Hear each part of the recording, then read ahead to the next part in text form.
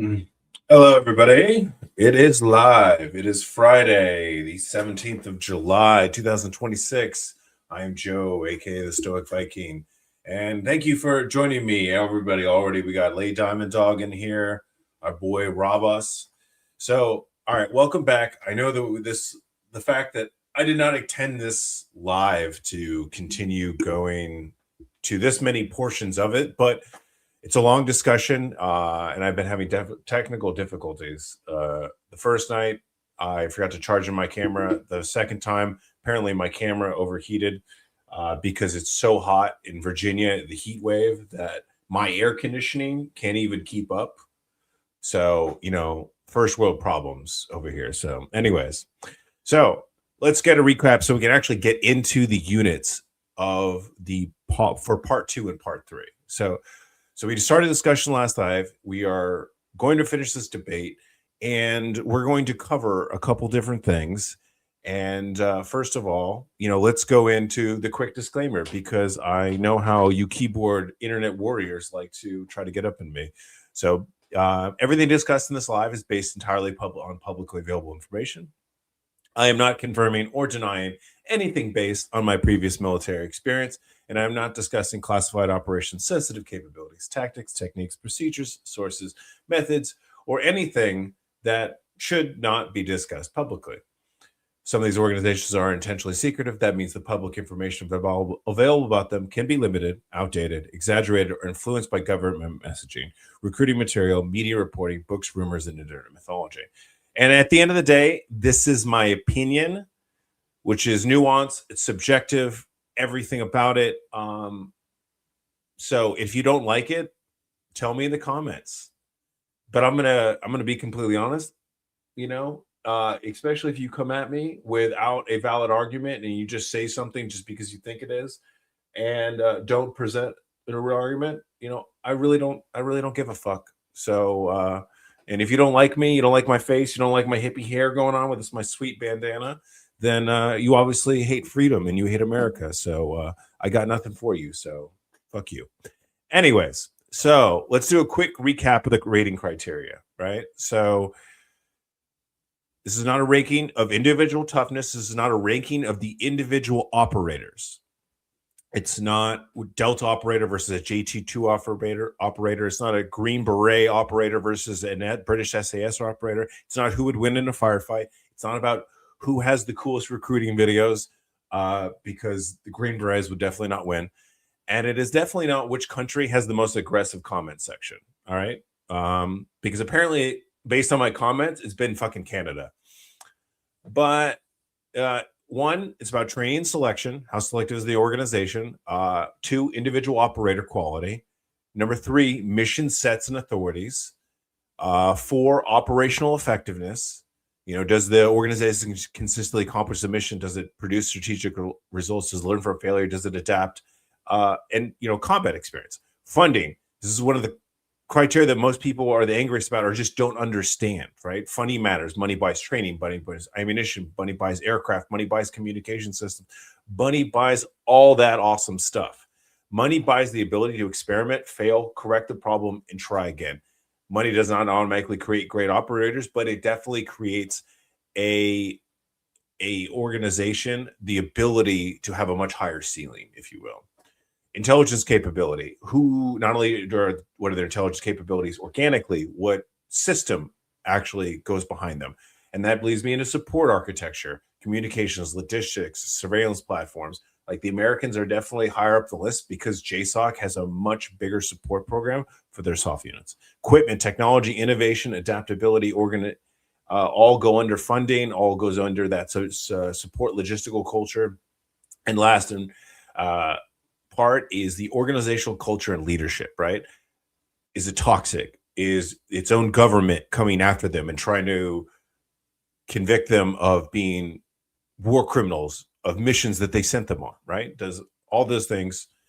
So, and remember, just because they're lower ranking on this list, remember, this is the rating of against all the best special operations in the world. So if they even made the list, that's a compliment. All right. So, and I could not do every single special forces unit in the world. If you look up how many special forces units there are in the world, I only included 17 on this list, and this video is 2 hours. All right. I know that some of you would watch a 10-hour video, and maybe we'll consider that. But the rest of you goldfish have the attention span of nanoseconds. So it is what it is. All right. So I'm already off to a good start. All right. Let me just make sure. All right. That's not, sorry. Let me mess with my windows real quick. So there we go. So what do you think of Korean and Japanese SOF? All right. Hold on one second. Why is this? Oh, I know what's going on. Okay. Now I've got the intro. I've got the comments up here. I just couldn't. I had to make sure that they were in my view. All right. So before we get into it, appreciate you, Baja Tacoma 144. Appreciate you, brother. All right. So what do you think of Korean and Japanese SOF? Okay. So I'm going to be completely honest. I have actually, my career, I never really made it to East Asia. I don't know much about the Japanese SOF, but I will definitely get into, because I plan to try to cover at least one SOF unit from every country, like every major power. Obviously, we can't cover every single country in the world just forever. But Korean SOF, I know by reputation. And Korean SOF is highly respected.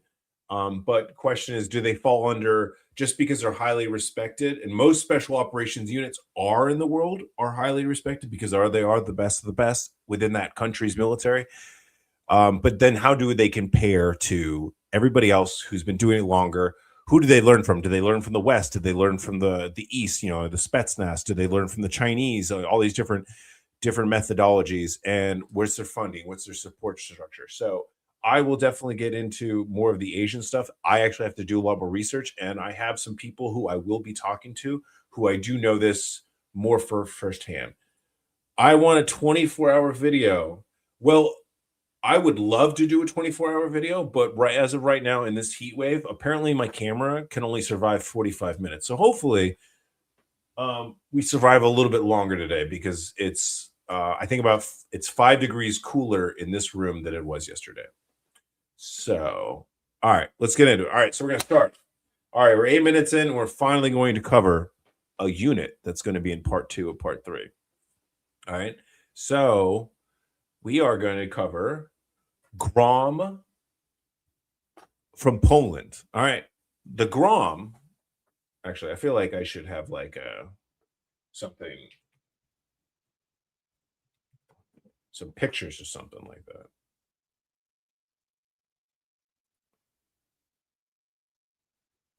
Let's do it like this. Boom. GROM, Poland. All right. Yeah. All right. So GROM is Poland's premier special missions unit and one of the most frequently requested omissions from Part 1. Outside of, I would say this is the second most outside of Canadian JTF2. It was developed after the Cold War with significant influence from Western special operations organizations and became closely integrated with NATO and American-led coalition operations. So even though they were part of the Warsaw Pact, and obviously this GROM was basically created and sort of designed after the fall of the Soviet Union and with obviously Western influence of special operations. All right.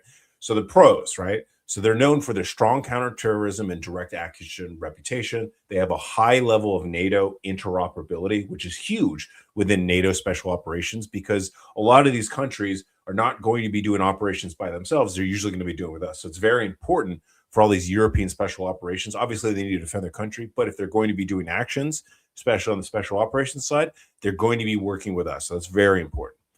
They're going to have a strong national support compared with many Eastern European units, because Poland, if you don't understand how the country rolls, the culture, they don't fuck around. right? They're probably one of the most conservative countries in all of Europe. You can tell this just by their immigration policies. It is what it is. You can see how that sort of political methodology mentality translates to its military, as it does sort of in the United States. They have a broad respect through the international SOF community, and Poland takes national defense and regional security very seriously. And let's talk about the cons. Obviously, they're a smaller organization and it's a smaller national support structure. Poland cannot match the global funding or global intelligence architecture of the United States and some of the other larger European countries. But you'd actually be surprised what actually Poland does. Public information about current capabilities is limited, and reputation can sometimes exceed the publicly verifiable evidence available. When I put GROM in the video for part 2, we will definitely, I will obviously will be going more in depth. But a unique characteristic about the GROM is that GROM may be the most successful example of a post-communist military building, a Western aligned special mission unit with a strong international reputation, right? Of all the Eastern European nations that were a part of the Warsaw Pact, Poland basically has the strongest special missions unit, special forces, probably of reputation of the Eastern European nations. So, all right.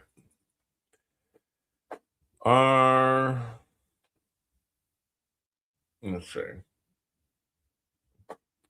What do you think? Let's see. Okay. How about Comtech? Is it the same level as Great Skill or ISA? I'm going to tell anybody, and you probably have heard if you listen to this channel, Great Skill is never going to be in a discussion because Great Skill is probably one of those organizations that might be one of the biggest disappointments as far as a design attempt at possibly a special mission unit. It's not what it says it's going to be. It's a failure in almost everything. They don't have the support. They don't have the authorities. If you've ever met anybody who went to Great Skill, one, they don't even have a real selection. And anybody who's ever been to Great Skill, I'm telling you, they hate their life. Like it's horrible. So Great Skill is and I know this because one of the people, I was actually with a roommate who failed out of our OTC, and then they took him and made him a headquarters commander for Great Skill. And the things that he would come home and tell me every single night, because he was the new headquarters commander of Great Skill, and he was a failed operator from ISA who failed out of OTC. It's crazy how horrible of an organization Great Skill is. I'm just telling you. And everybody I've met, Great Skill is horrible. I don't mean to go on a tangent, but it is what it is. So for anybody who brings up Great Skill, I'm just going to continue telling you that story. Let's see. Are there any African SOF you think that are good? Morocco, Egypt, South Africa. Well, there are some decent ones. I would probably say of all the continents, Africa is probably the farthest behind as far as an overall continental special operations. There's some decent ones in South Africa. I have heard a little bit about the ones in Egypt, but I have worked mostly with the ones in Eastern Africa, Kenya, Somalia, Tanzania, those countries like that, Malawi, the Congo, things like that. So there aren't really any that I can't really say that there are any African nations that really stand out. Probably some of the best ones that on the African nation, which are no longer around, was some of the forces of Rhodesia, but that's no longer a thing anymore. So, but we'll get more into that. I will cover. There's going to be at least 2 African special operation nations units in part 2 or part 3. We will see. More making onto the list. All right. So question for everybody before we go on to the next unit. Where do you guys think that the Polish GROM will rate within the criteria that I have set? If you guys think will they be in the S tier, the A tier, the B tier, the C tier, or below, if you will? Nope. No, I fucked that up.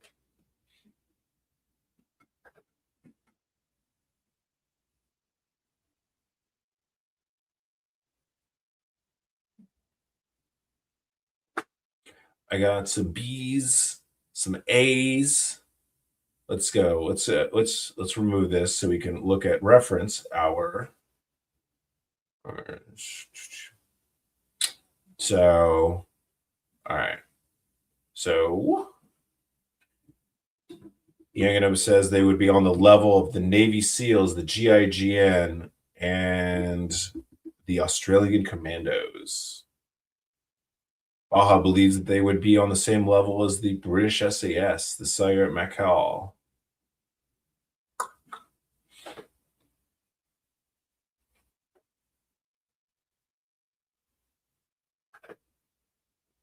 Lee Diamond Dog for S tier coming in hot, baby. Yeah. Oh, yeah. You're right. I can't put a poll in the chat. You are absolutely right. Well, let's see if I give me 2 seconds, see if I figure this out, because I have not done one of those yet. How do I do? I don't think I've ever done a poll before. All right. Let me as we're doing this and we're going to watch some videos, I'm going to see if I can do the poll. Because I'm on StreamYard, so let's see that let's see, is there widgets? Oh, found it. Poll.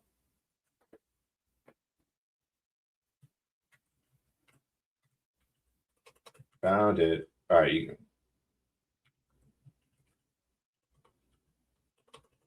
All right. Here it comes, boys.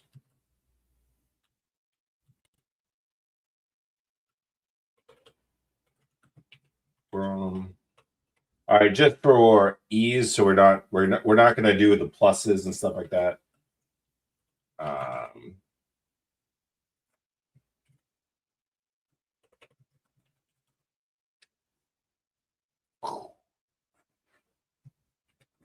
Because that would be too much. All right. And we are gonna, even though we haven't. All right, we're just gonna stick with this. All right, see if this is.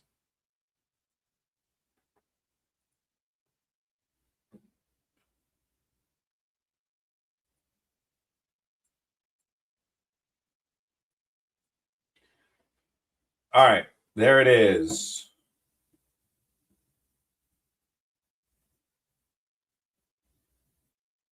All right, can you guys see it?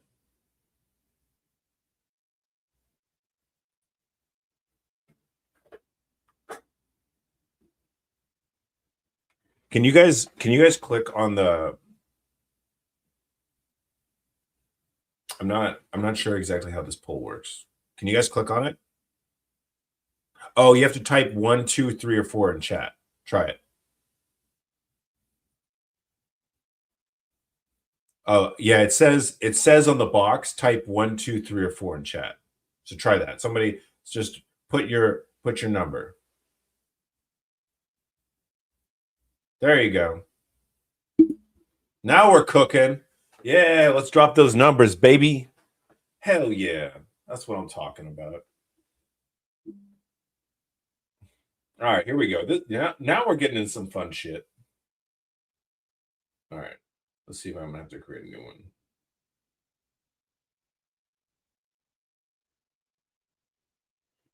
All right. Most people are coming in B tier.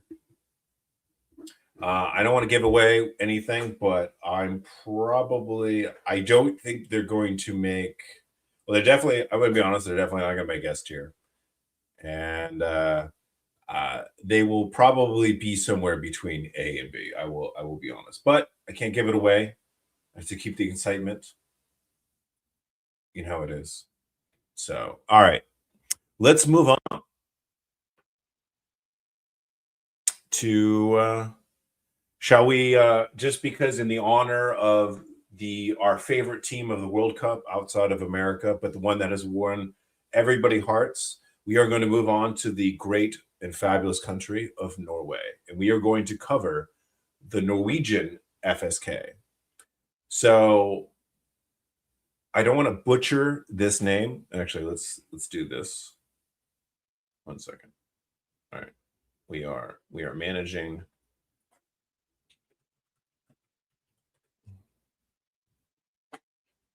Boom.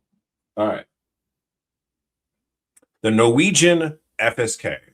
So I'm probably going to butcher this this. When is part 2 coming out? So I will be recording part 2 tomorrow. So it will probably take it. I would expect, because it's going to be a longer video, it might take 2 weeks to come out. So that's probably what this is going to be. This probably, we're going to do part 2 and part 3, and then it's going to be over. Yeah, I would probably, on the safe side of things, to put out a quality product and also add graphics and the editing and everything that goes into it. And also, I want to do as much research. I've done a lot for part 2. There's still a few more things that I want to do, but I would expect to be out within 2 weeks. But what is coming out now this week is going to be, I did a whole video about MARSOC and why MARSOC is the lowest rated American special operations unit on this list. And I give the reasons why. And the reasons why it's not necessarily a big ding on them, and just kind of explain the circumstances. And I actually think that they will eventually rise on this list. So, yeah. So, all right, let's go into this. FSK. So Norway actually has a couple special operations units. My favorite is the one that I actually worked with, which is the Jaegers, and we will definitely be covering that later on. But all right, so let me, while we're doing this, let me see if I can multitask. All right.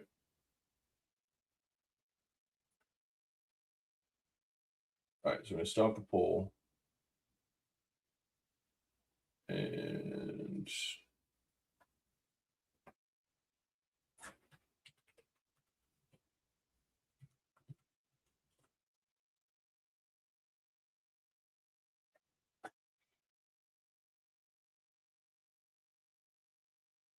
all right.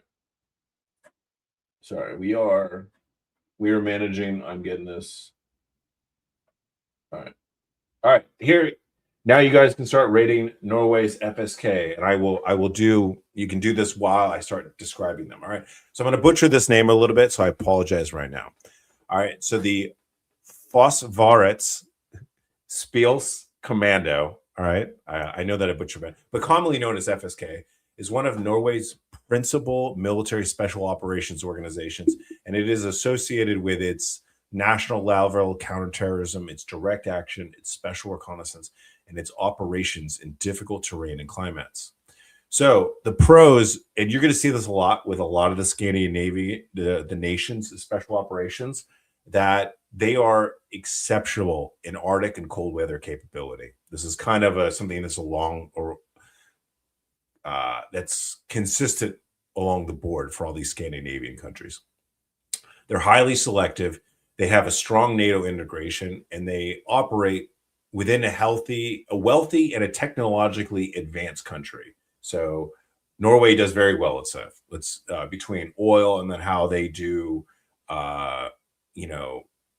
some people think that it's a social democracy, but it's not. It's actually a capitalist country. It's a market economy with essentially a high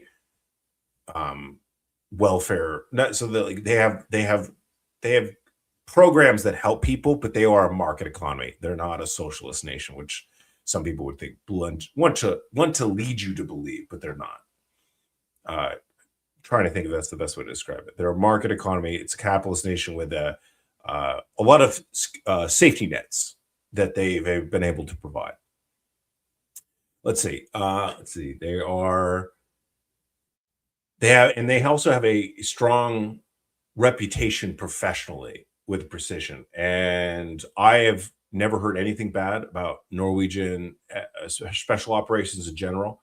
I haven't worked with all of them, but I did work with the Jaegers, and I hear good things about FSK.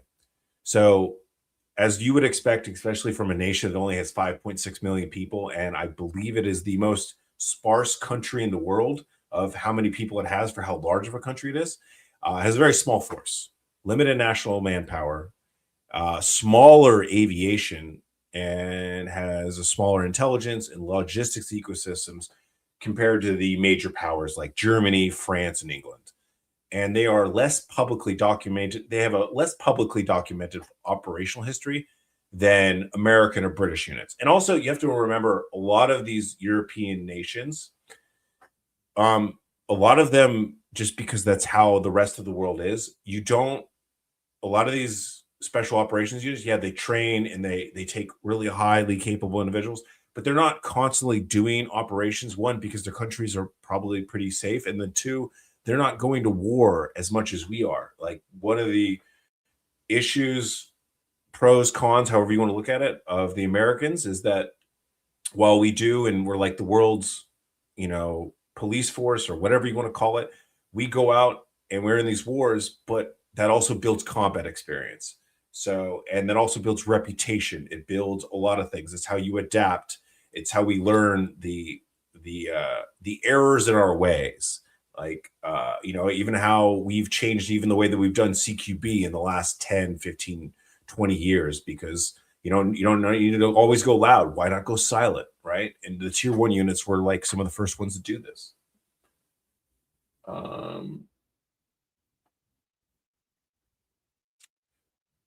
Let's see. So one of the unique characteristics of the Norwegian FSK is that FSK operates in a strategic environment where Arctic mobility, cold weather survival, mountains and maritime terrain, and infrastructure protection all matter.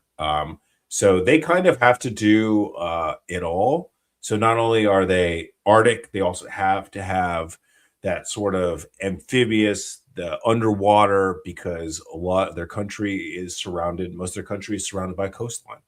And a lot of the infrastructure within Norway is they have a big oil industry, if you will, and that all needs to be protected.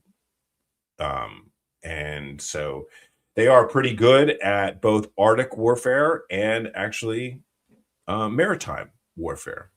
So how heavily would you say that Arctic specialization would affect their ranking, just because there are some of the nations who are probably the best at it, that we as the United States, when we want to do Arctic stuff, we actually go train with like the Norwegian special operations and the ones who do it more than we do, because honestly, we don't do it that much.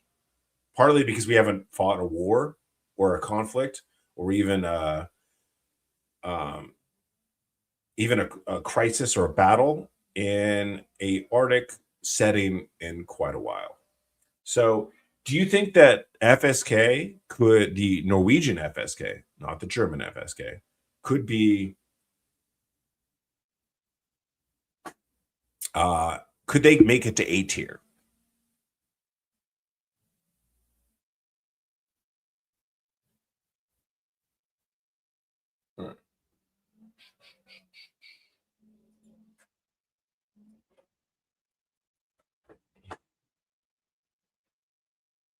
All right. Let's see. So, guys, go ahead and vote what you guys think that the Norway's FSK will get into, and I'll go through these questions.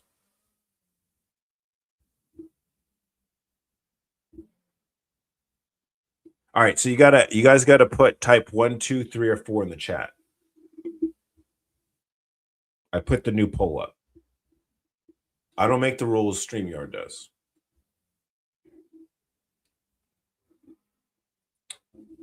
Which SOF unit you've worked with had the tallest people? Probably the Norwegians.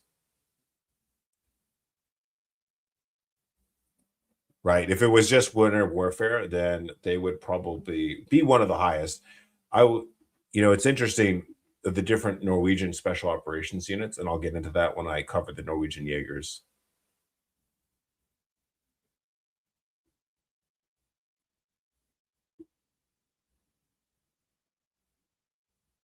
Yeah. Erling Haaland is a baller.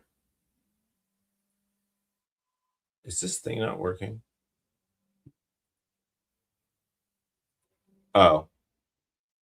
Okay, I'm sorry. Hey guys, I didn't hit the resume button. Apparently, I have to hit the resume button. So revote,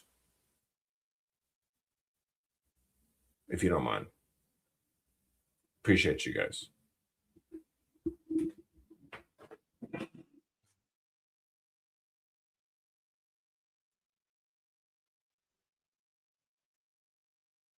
How would you different CSOR and JTA2 from Canada? So think of CSOR is kind of like their, so JTA2 is like their tier 1 unit, and the CSOR is kind of like their tier 2.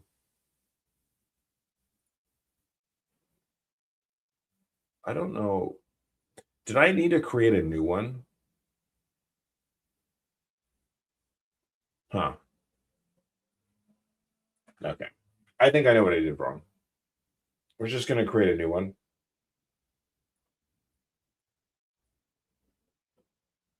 I don't know why you can't just copy this shit.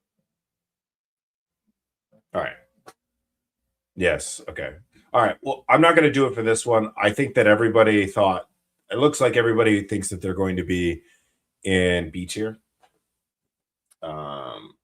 But I am going to create this one. I've got,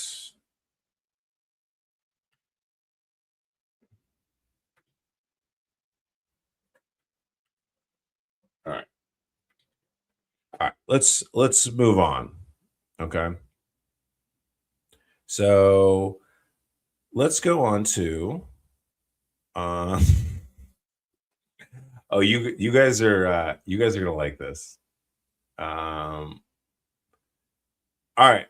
So we are gonna go on to, we're gonna cross the world, and we're gonna go on to Marcos, to the great country of India.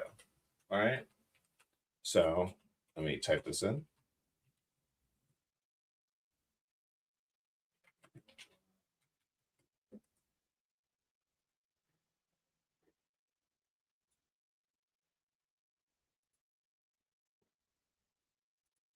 Okay.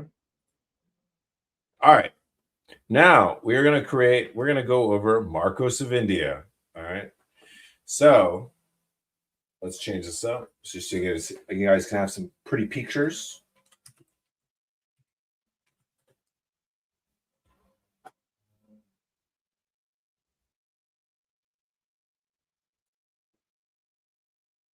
All right. So let me tell you guys about Marcos of India. All right. So Marcos are the Indians. I always feel weird when I say Indians.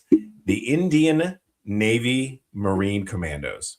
They are associated with their maritime special operations and counterterrorism, reconnaissance, and operations across a lot of diverse terrain.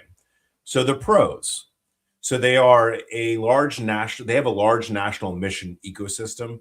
They have they cover maritime. They cover riverine, because river operations are a thing, especially in India, and then obviously a lot of their surrounding countries.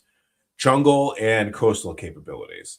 So they operate in a demanding security environment, and they have access to a large recruiting pool because India is, what is the population of India? I think it's like it's over 1 billion now. They're the second most populated country.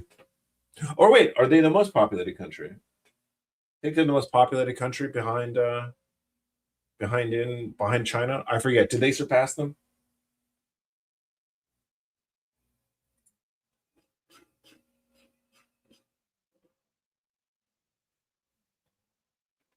Okay, yeah. So yeah, I think they are the most popular. So obviously they have a huge recruiting pool, because remember, American Special Operations. If anybody could look up, tell me how many, what's the current population of India? So the American Special Operations, what do we have? I think in America, like 360 million people, give or take, something like that.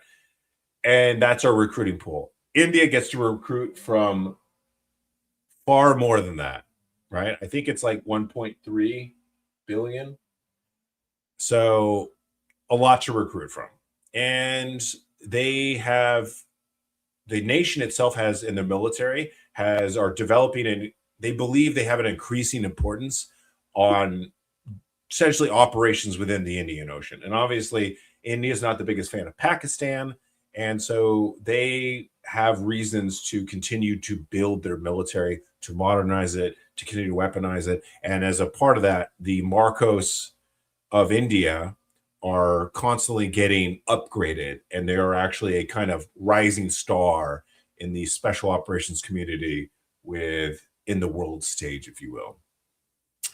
The cons are, when researching this, I'll be honest, is there's a lot of really inconsistent information that's available publicly. So it's difficult to assess current standardization, but I'm in the process of doing my research. I've got a couple contacts. We're going to get into it. But so a lot of but you have to remember probably one of the biggest issues that India has is they have a very large bureaucracy within their country and then also within their military. And that really complicates joint integration with other nations, and actually even within their own nation. So this is one of the problems that they have within the Indian military, and also Indian military working with other foreign partners, if you will. 1.5 billion. So you got about like 4 or 5 times the population recruiting pool in the United States. So, but unfortunately, if you think about it, we're like kind of like the warrior society, the dominating warrior culture of the world, kind of like in the terms of when Spartan was the baddest, samurais, kind of like think like that. I would honestly say that we're probably the most currently, obviously there's warriors every country, there's badasses in every country, but the most dominating warrior culture in modern era, I would probably say, is America, if that would be my current. So all right, so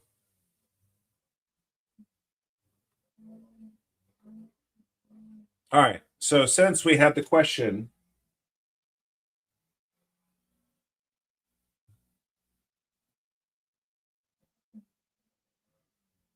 about Seesaw. Oh man, everybody's like C tier for these guys. That's impressive. All right, let me roll up real quick. Let me make sure I didn't miss any questions.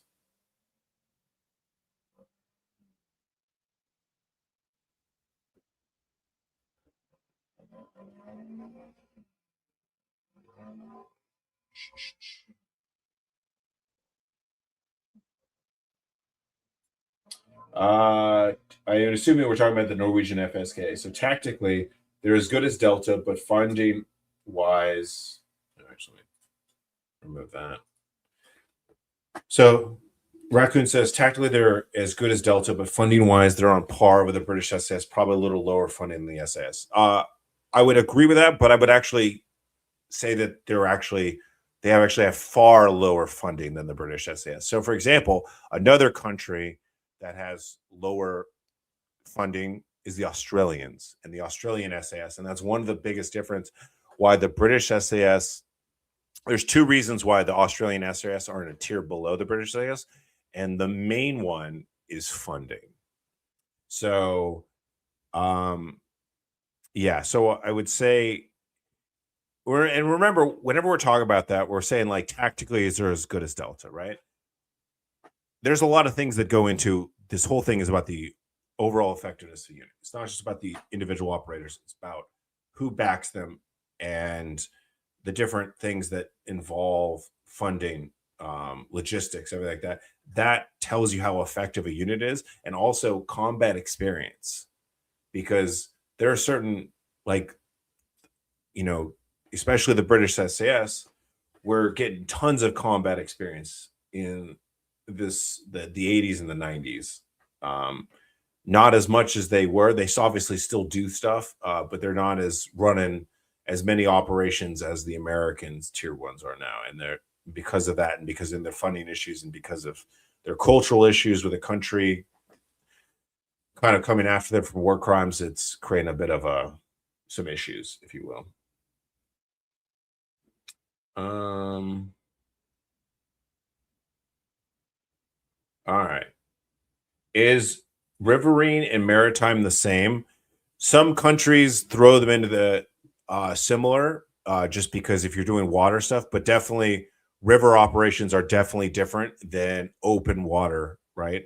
In certain nations, where you're only going to operate in river environments not that often, you can kind of create it as like a little bit of an add-on training to your overall open water maritime training, because we're going to mostly do open water training because that's where we do most of our operations. But countries that are in the environment, like in East Asia, in Southeast Asia, Vietnam, Laos, all those countries around there, river operations are definitely a big part of those landscapes, those nations. So it would make sense that countries like India would actually have a separate category that they can, so they can focus more on river operations more than just open water operations.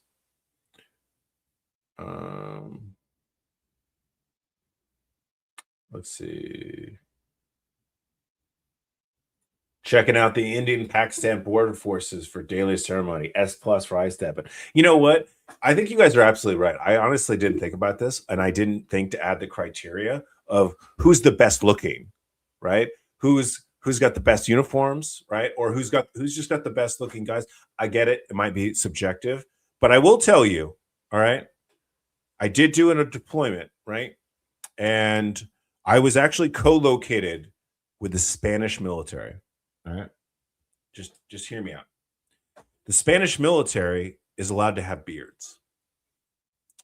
And if you guys remember the Dos Equis commercials with The World's Most Interesting Man, right? Every dude in the Spanish military had like this nice black beard, and all their sergeant majors and all their like colonels all looked like the dude from the Dos Equis commercial. Like he had like the speckled like silver and black like gray beard. And honestly, I thought they looked cool as fuck. And they were just normal Spanish run-of-the-mill military. And I thought they looked cool than all the special operations bros just toting their good black beards. Because let's be honest, not every American can grow like a good beard, right? Even in my family, like I'm blonde, but I have a red beard. I'm like one of only 2 people out of 5 children in my family who can even grow a beard. Everybody else grows patches. All right. I'm getting ahead of myself. All right. So we have Wrecked Marcos of India going to C tier. I wonder if you guys even put him in D tier. All right. Anyways. Let's go over Seesaw, Canada. Actually, you know what? Let's change it up a little bit. Let's do this. All right. Actually, I know exactly how I'm going to put that. Oh, since we cover the GROM guys, let's watch this video. All right.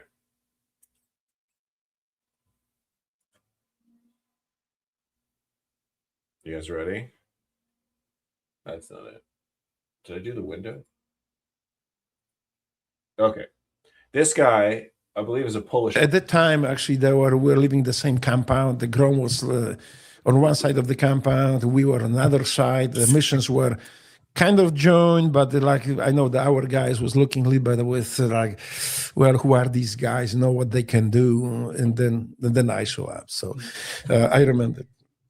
I asked, first thing that I asked is like, I want to go and do assaults with GROM as well. So I was doing assaults with our guys, but in the missions, but also there was GROM going on assault. I said, well, I cannot sit in the car and pass you information when I have no idea what these guys are doing. So I have to be in the assault element with them.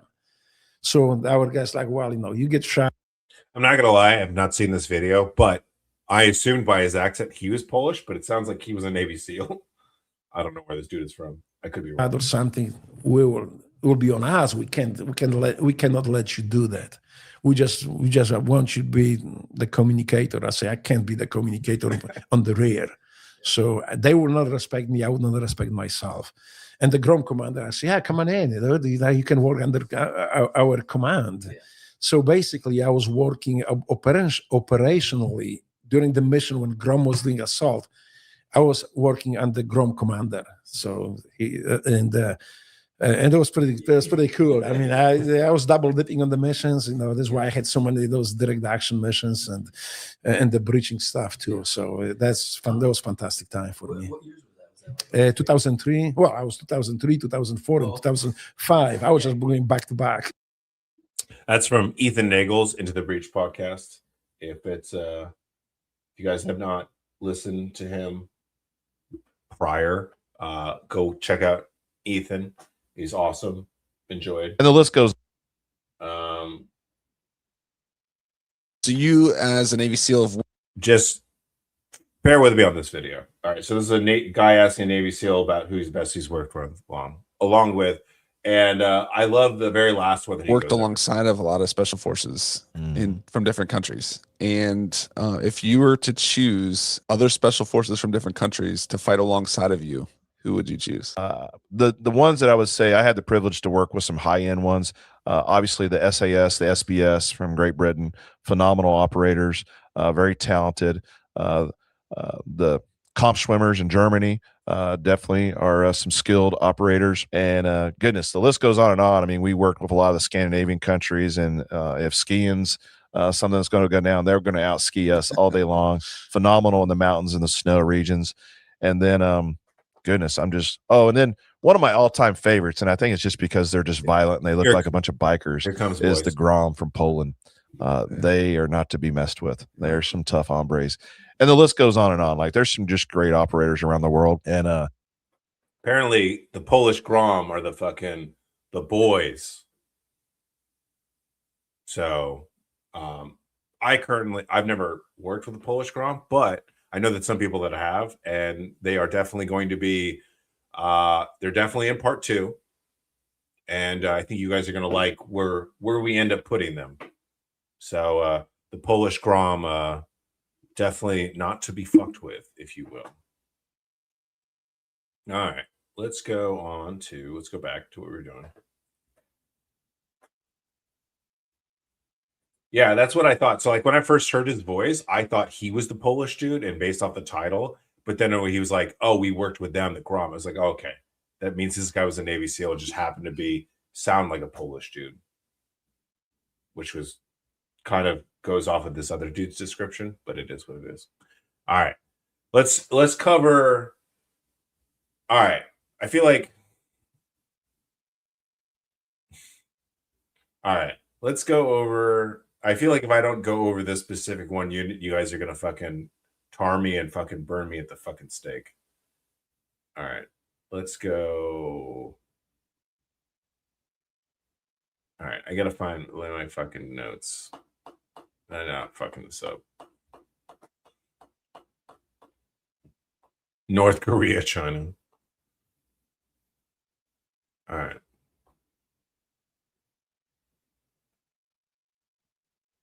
I don't know where this.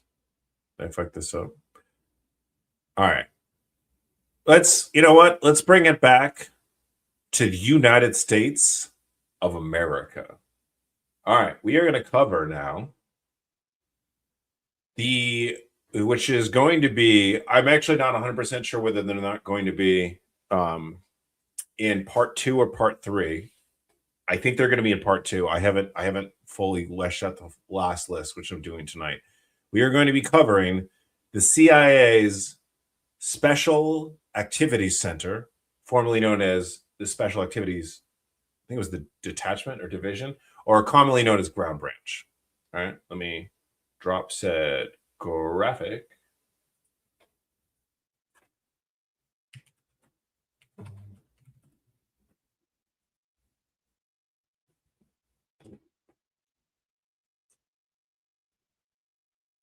All right, let's do CIA SAC. All right.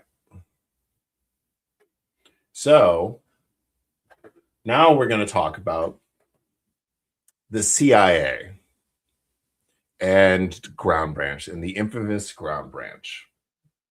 All right.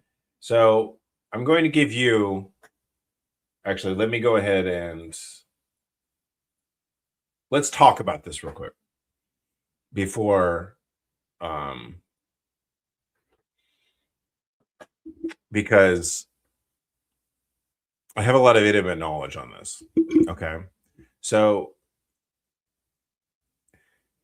the CIA's Special Activities Center, or Ground Branch, includes personnel associated with covert action and paramilitary operation. Ground Branch is commonly discussed as the element responsible for high-risk paramilitary activity. The organization is fundamentally different from any conventional military special operations unit. Okay. So how would you describe Ground Branch? Right. I'm gonna try to do this in a way. So give me a second to try to do this in a way. The CIA Ground Branch. So remember, this is different than GRS, right? GRS are your escort dudes for your case officers. Like what everybody thinks of, like the CIA Black Ops and everything like that. These are these guys. These are your Ground Branch guys. You've heard John Kirikow talk about them a bit, and but they have a specific job, right? And people have talked about this. John Kirikow's talked about it. They talk about the kill list, right? Every Tuesday, they have a kill list that comes before essentially the president and whoever's on the kill list. The kill list is given essentially to the CIA, and a lot of it is given to members of Ground Branch. The difference is they are a collection of tier 1 and tier 2 operators. Not all of them are tier 1 operators, right? So, but the difference that they have over JSOC, because somebody was asking me this question just the other day, is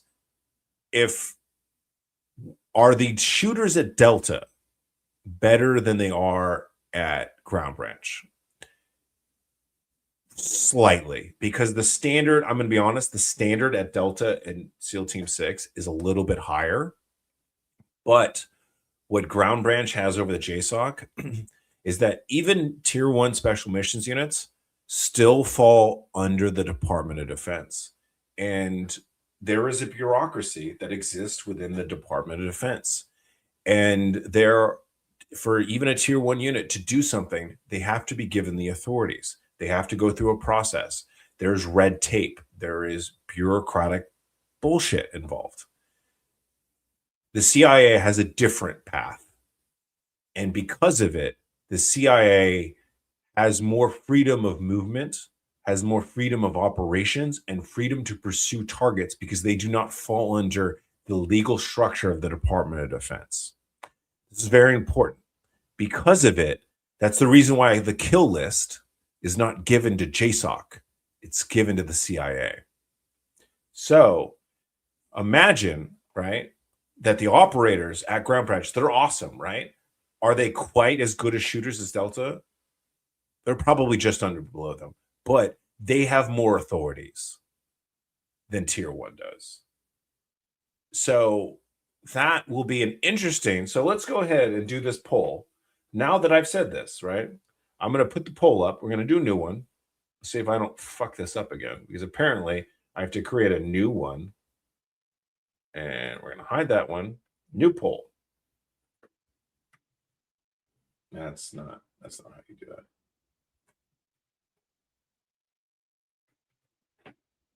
that. All right.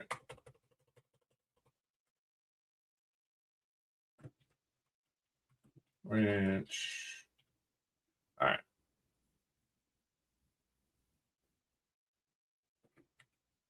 Give me 1 second. We're creating the poll. You know, I probably could do this prior. Or actually, I could have.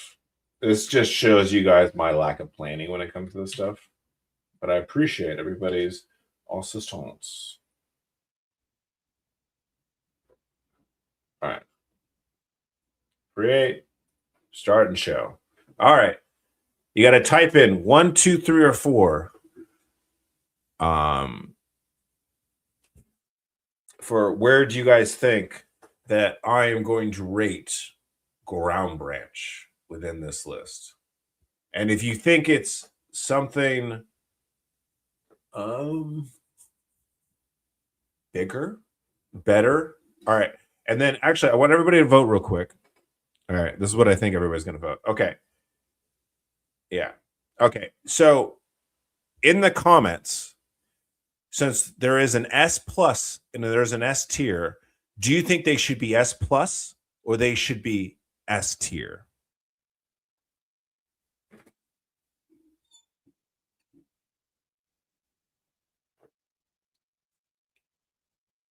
So I'll put this out there. So where I come from, so they get most of the tier 1 operators that they get, they obviously either come from SEAL Team 6, DEVGRU, and they also come from ISA because it's kind of there's a lot going on there. But so my mentor, who is my free fall instructor, who is my detachment sergeant major when I came to the tactical detachment, was actually a Marine Force recon guy who would eventually go to ground branch. And he sort of was one of the couple people who sort of paved the way for the ISA tactical detachment guys to go to ground branch. So he went there, he did his 3 years, and he would come back and he basically greased the wheels for all of us to go there. So that was originally before I had the conversation to leave ISA and to go to aviation. That was my path, was to go to ground branch. But he did tell me that when you get there, I was like, so what's it like? He was like, remember all the missions where we go and we get in a position and we're ready to take out the target, but we never get the authorities to actually take them out? He's like, we don't have that problem here. He's like, we actually finally get to do what we want to do. And that I've heard from a number of different people. While the organization itself may not be as large and as well funded and as well supported as maybe as Delta Force's SEAL Team 6, but they have more authorities and they are allowed to do more work and do a lot of sitting around and waiting for approvals and authorities. So question is, based off of all those different things, size, logistics, money, funding, authorities, the skill of the individual operators, that will be an interesting place to where we are going to put them. I will tell you, I will give you a hint. They are going to be high on this list. The question is, are they going to sit next to Delta? And that is something you guys will have to find out in part 2. And I will give my full analysis and full reason for the reason I gave it to them. So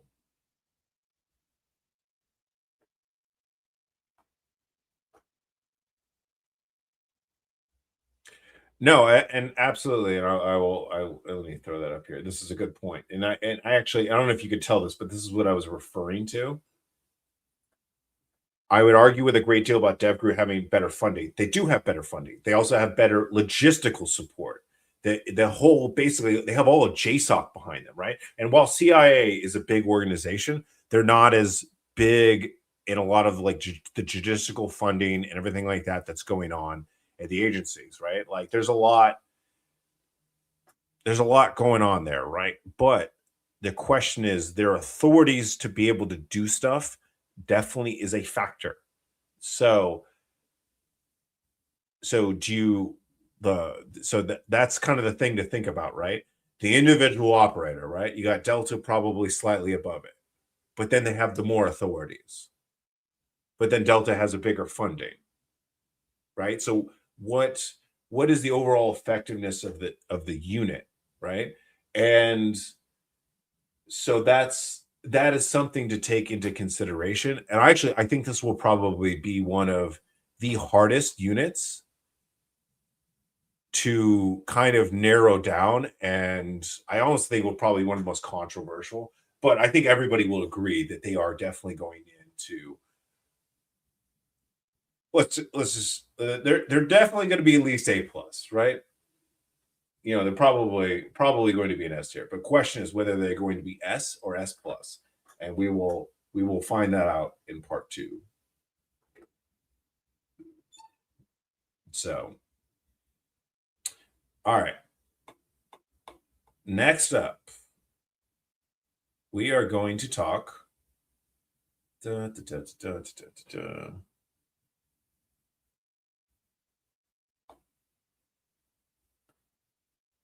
right. We are going to talk about our boys from Canada. But I want to find something real quick. Just give me 1 second.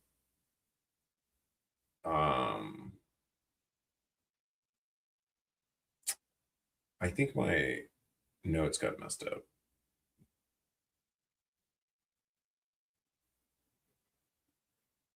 Huh. Okay, I guess I screwed up. Does the NSA fall under the same authority as the CIA? No. Well, the best way to put this is they have similar. Okay, so there are multiple levels of authorities. Okay, so it's not, you don't have this one umbrella authority. For example, both CIA and the NSA, they do not fall under Department of Defense. They fall under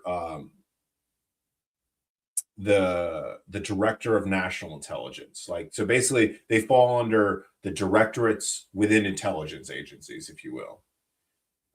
And even within that, under that, there's another, like the CIA has the different authorities than the NSA does, right? So both of the organizations are not sort of under the Department of Defense's authorities, but the NSA and the CIA, who would now fall under this sort of intelligence agencies, even within the two of them, they have their different authorities. For example, the NSA does not have a lot of authorities that the CIA does. I will be completely honest. With working with both the organizations, they have definitely niched out different jobs. And I can tell you there's a reason why the kill list will never be executed by the NSA.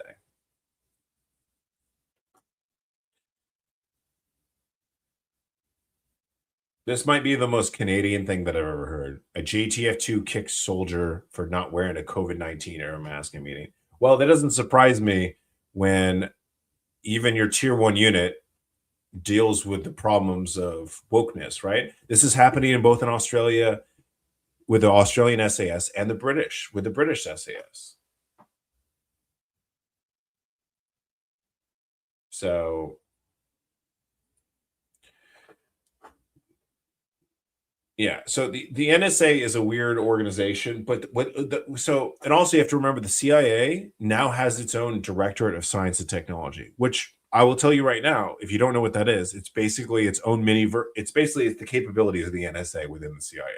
The CIA is growing into a organization that can pretty much do everything, and it's kind of unchecked.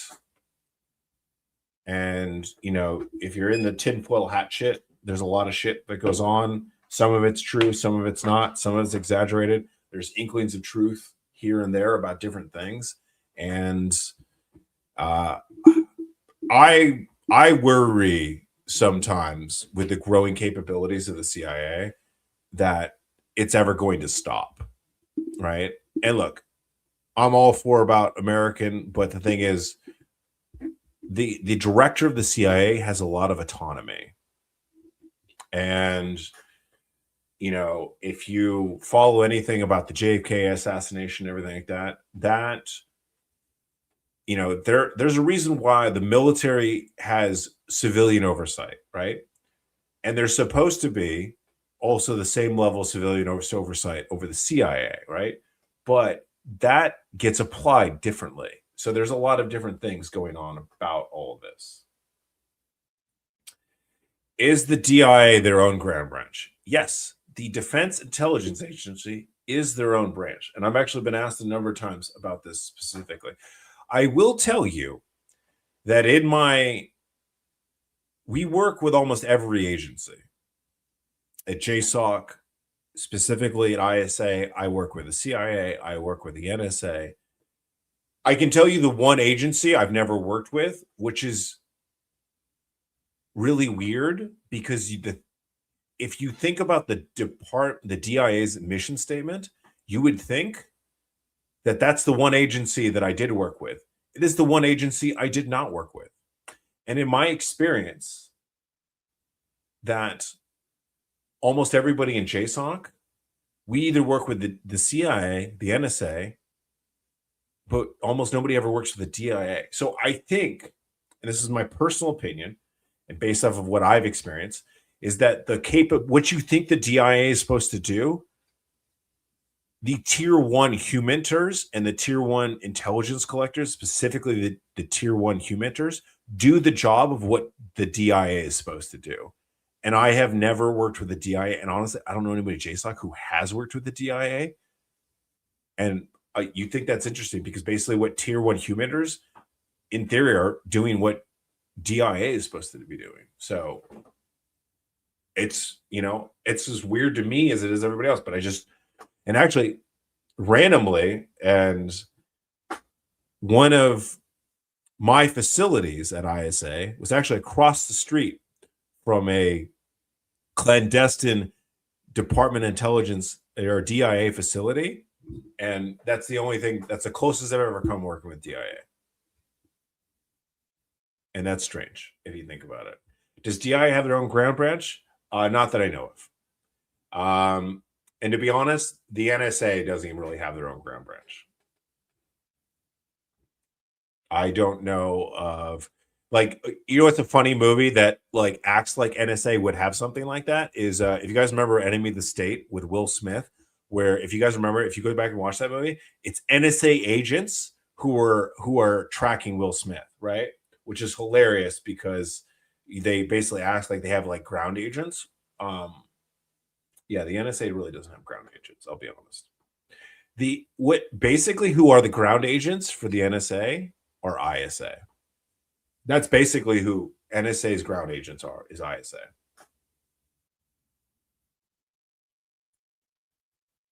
So were they under Tulsi Gabbard? Yes. The CIA, the DIA, the NSA, they all fall under the Director of National Intelligence. So she's the one that's supposed to oversee them and all the directors, just like Pete Hegseth is over all of the military.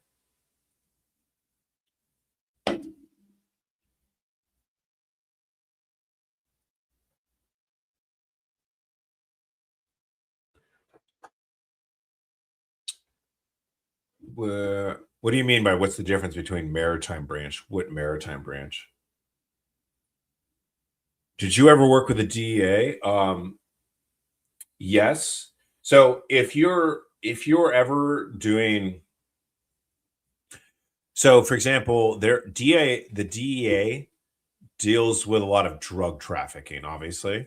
And if you are in a foreign country, which there is drugs that are coming back from it, and obviously you're doing intelligence operations over there, you're probably going to end up working with the DEA. I don't know why I keep saying it fucking wrong. The DEA. So if you are doing operations, you are always going to work with the CIA, because look, if anybody doesn't know, anytime that you go like a tier 1 unit, anytime the military goes into a country that's not an active war zone where there isn't already deployments and bases, in order to enter that country, you have to come and get permission. You have to get permission, not from the ambassador in the Department of State. You have to get permission from the CIA chief of station. The CIA chief of station is who runs that country, right? And I will be completely honest. The ambassador think of the ambassador as like the English monarchy. The ambassador is a figurehead. The chief of station is the prime minister. That's who actually runs the country, right? That's actually who runs policy within the country. Most of the times ambassadors are political appointees, and chief of stations, they're there. That's their job. That's their business, right?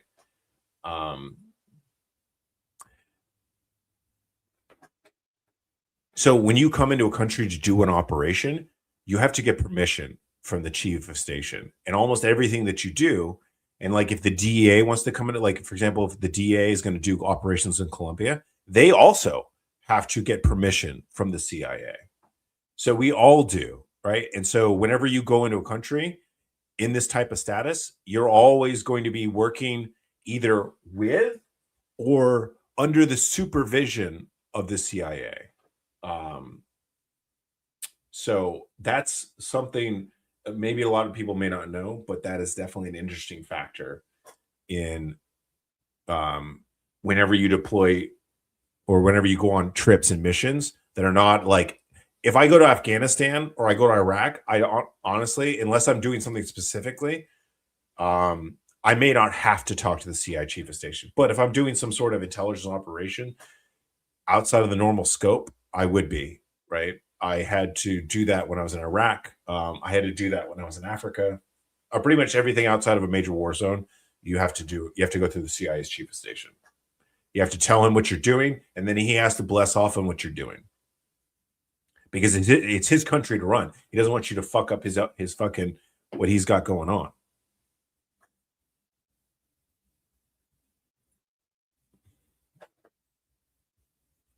Then the NASA has armed officers that do investigation arrests. Interesting. Exactly. Don't fuck with my AO. All right. It's his thing. It's his job. It's his thing. It's all that lovely shit. So that is something interesting. So I would say that the two agencies that I worked with the most was the NSA and the CIA. And I would actually say that I worked with the CIA probably more than I worked with the NSA. And mind you, I was in the SIGINT squadron. So just think about that. All right. Let's go back. All right. We're going to cover...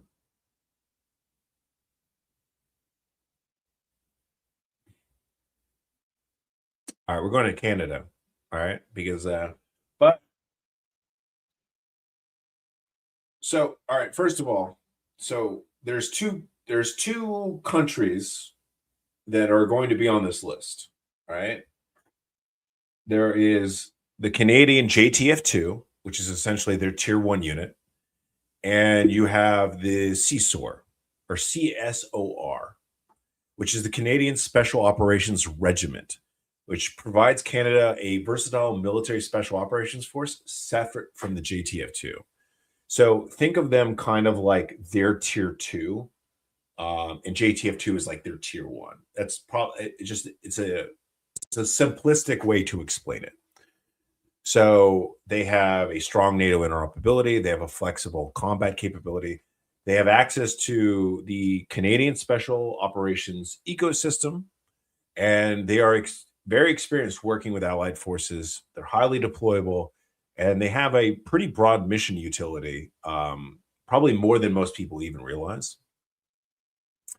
One of the cons is obviously as a tier 2 unit, which you can tell in most days nowadays, your tier 1 unit is going to overshadow you, and they're definitely overshadowed by the JTF-2. They have a much smaller funding and support architecture comparable to American formations, right? Because Canada is also kind of very similar in the same categories as Norway. Not the most highly populated country, large country, more Arctic, very sparsely populated country. And they have a lot less people to recruit from. And they are obviously going through some cultural stuff right now. And it is definitely harder for them to find people to recruit from in their current country right now. And Canada has a very limited budget, obviously, because they don't really need it. And I heard a comedian once say this, I forget what the name of this comedian, but Canada has the best security blanket in the world, which is the United States, right? Geologically, we're the only one who borders them. You know, there's an argument for Russia, and they don't have to worry about anything because they don't have to come through them. All right, so look, we made it 1 hour and 15 minutes. All right, so we're going to cool the camera real quick.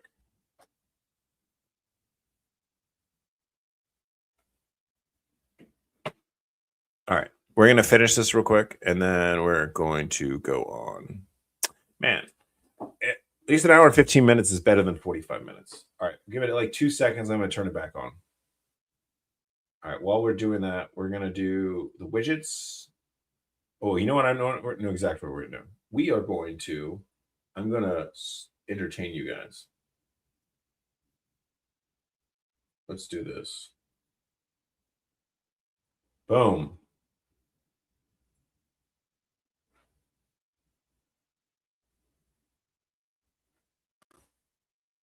They're the Shadow Warriors, the few among many. Soldiers chosen for the hardest jobs because they won't quit, can't quit, no matter what. They're willing to take on the most dangerous missions for little to no recognition, not for the money, not for the fame, but because their country requires them to. They're the Special Operations Forces, and we're about to show you what makes them NATO's elite.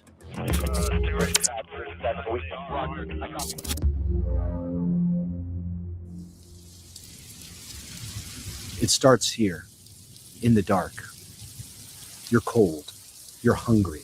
You're more tired than you've ever been in your life. Simple tasks become complicated. But when you're trying to join Special Forces, simple tasks can mean the difference between life and death.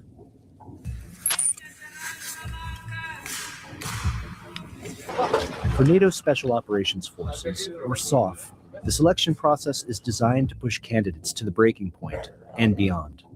Once they're broken, the candidate has to choose, quit or carry on. This is the moment that separates the ordinary soldier from the elite special operator.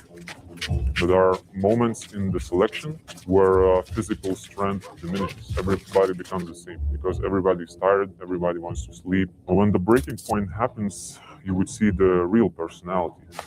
About 90% dropped off. I maybe thought about quitting in the beginning. For me, it's a very interesting experience. I'm sleeping 1 hour per day and I'm still performing something. I'm still doing something. All right. So thank you for my lovely intermission. All right. So I'm going to put up the poll. Sorry, my wanted to give a few minutes while I put up this poll. All right. So Canadian CSOR, COSOR. I actually don't know what the colloquial way to actually say the acronym. But it is essentially Canada's JT Tier 2 Special Operations. So combined with the analytical criteria that I've come up with, combined with their funding, their overall, their mission, their combat experience, the logistical infrastructure, the what you think that their individual operators' skill level is at, and funding, and also their cultural capabilities or their cultural limitations based off what's going on in their country, because obviously this is an example of a number of different things that where do you guys think that the Canadian Tier 2 Special Operations is going to land? Yes, Joshua George says that CSOR does the role of U.S. Army Rangers role mixed with the U.S. Green Berets. Yes, I would say that is accurate. Yeah, they're kind of like what you think if Canada was going to design a Tier 2 Special Operations based off of ours. That's probably how I would have figured they did it.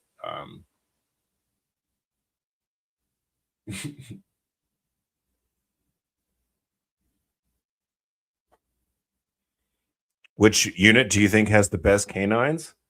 Well, obviously Germany, baby. Like, you know, German Shepherds, right? Wait, are Malinois, is that breed technically from Italy?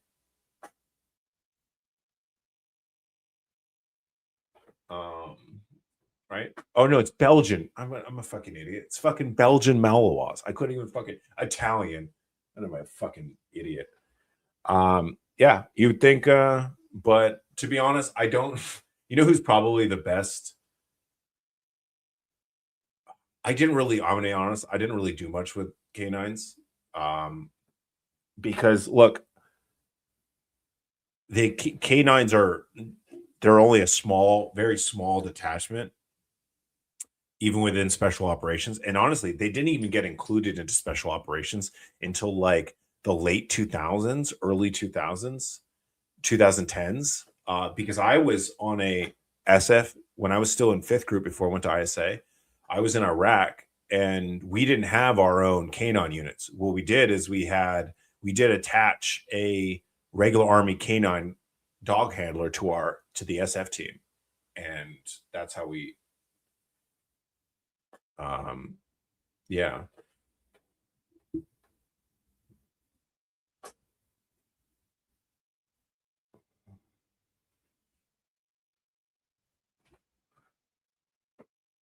Yeah. Belgian Malinois. Well, they're also like they're so fast and they're so much agile over German Shepherds, which I think were the traditional canines. But you know, they're like firm. They put the definition of fur missiles into it. So, all right, let's go back to another question. All right, so almost everybody thinks that they're B tier, and let's remove this so we can go back to our list. What is in B tier? It is. I feel like you'd think that I would remember this, but I need to apparently. All right. So B tier is the GIGN, the Australian Commandos, and the what did I put there?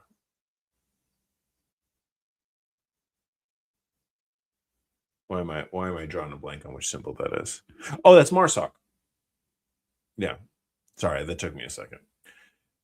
Yeah, so that's what everybody thinks that they would be essentially ish tier within. So the thing that I would actually look up to, and something that we can actually get into, is what do you think is the military funding of okay, so an interesting thing, let's compare it. I would probably say that so the Canadians spend less on funding, their budget is smaller, the British SAS and the British SBS have a larger funding pool than the JTF2. So I would probably say that their funding is probably closer to the Australian SAS and the Australian Commandos. The interesting thing about the Australian Commandos is the counterterrorism job, unlike other countries, is actually shared with their tier 2 element. So the Australian Commandos actually share the job of doing counterterrorism with the British SAS, and the British SAS.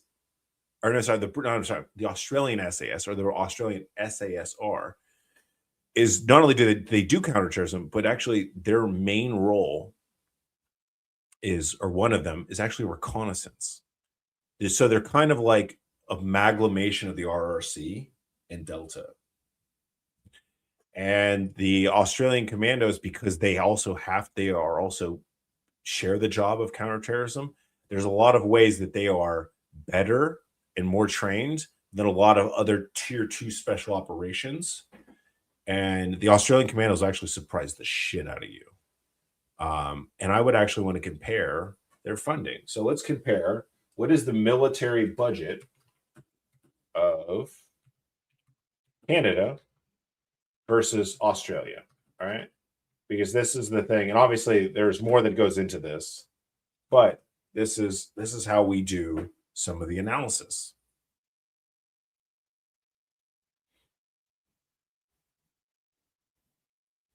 So, all right. So I want anybody to guess if you had to guess what Canada's total expenditure on their national defense fund, I'll give you a hint. It's somewhere between 20 and $100 billion. What do you think that Canada's national defense operates at as far as budget? And who do you think actually spends more money? Who do you think spends more money? Australia or Canada?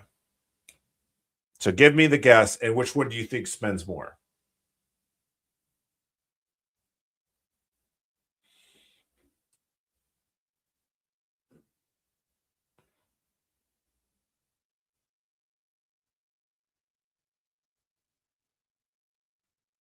So,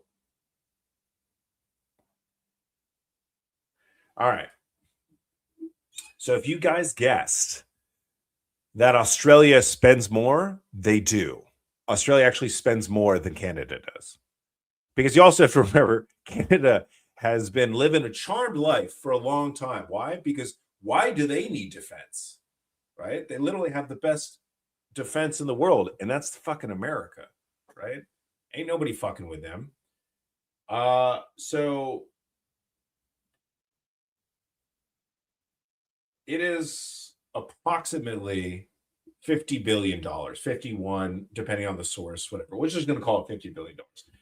Australia's budget is supposed to be around 60 billion. So there's slightly more, right? And what is the population? Okay.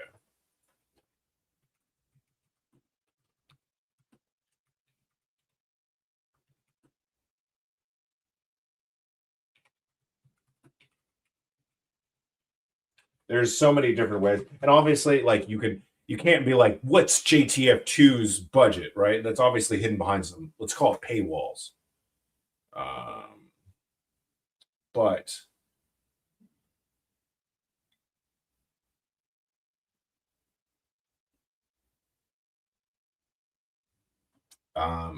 but basically Canada spends about the same amount of money as Australia. Australia spends slightly more. But then you would then need to get into then how much of that budget goes towards, is it dedicated to special operations? Because in the United States, the budget for special operations is much higher than it is in other countries. And that's one of the reasons why JSOC, especially at the tier 1 level, almost has unlimited funding. Not quite, but almost has unlimited funding. And authorities, one of the things that they do, I can tell you the tier 1 units of JSOC, is they get to be a part of development and design of new equipment.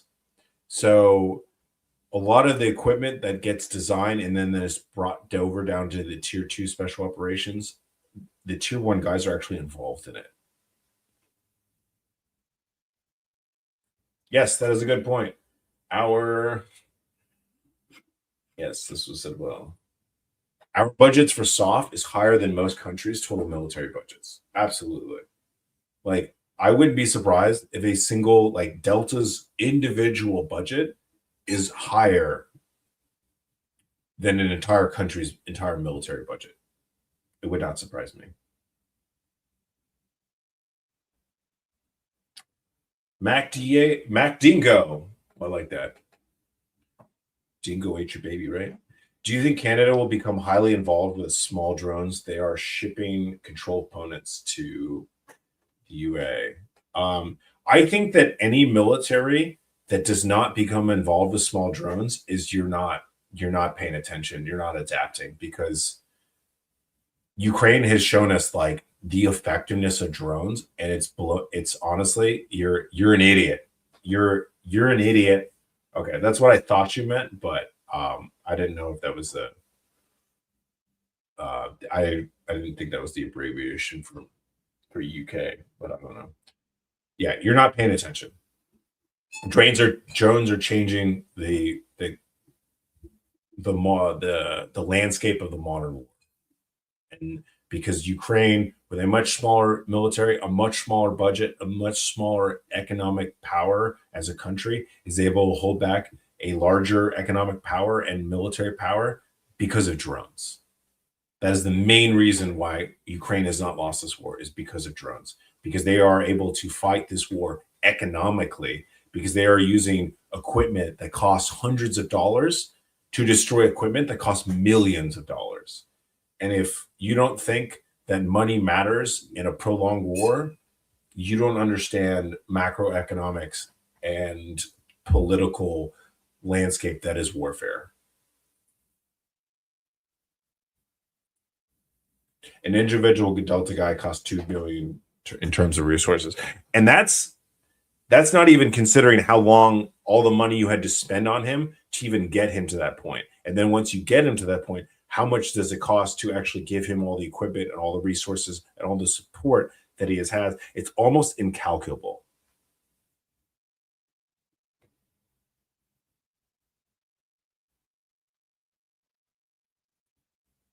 Absolutely. Russians are also using drones because Russia would be stupid if they weren't using drones, right? If you're getting your ass beat by, if you're having all your super expensive tanks getting beat by a bunch of drones, obviously if you can't beat them, you join them, right? So Russia's paying attention and the rest of the world needs to be paying attention. If you were in a military and you basically don't have fucking drones, you're going to be fucking left behind. Like you're going to be like when people started using weapons that had cartridges versus people who are still using muskets, and you had to breech load your weapons versus people who could reload with cartridges. Like it's going to be an equivalent. You're going to be left behind in a complete sort of warfare. Like when you have tanks and you're still running around with horses, right? Like one of the reasons like the Polish got beat so badly in World War II is because the Polish military was still using horses, and the Germans came over with their blitzkrieg using tanks, right? So you gotta obviously the world is not as volatile as it was probably back then, but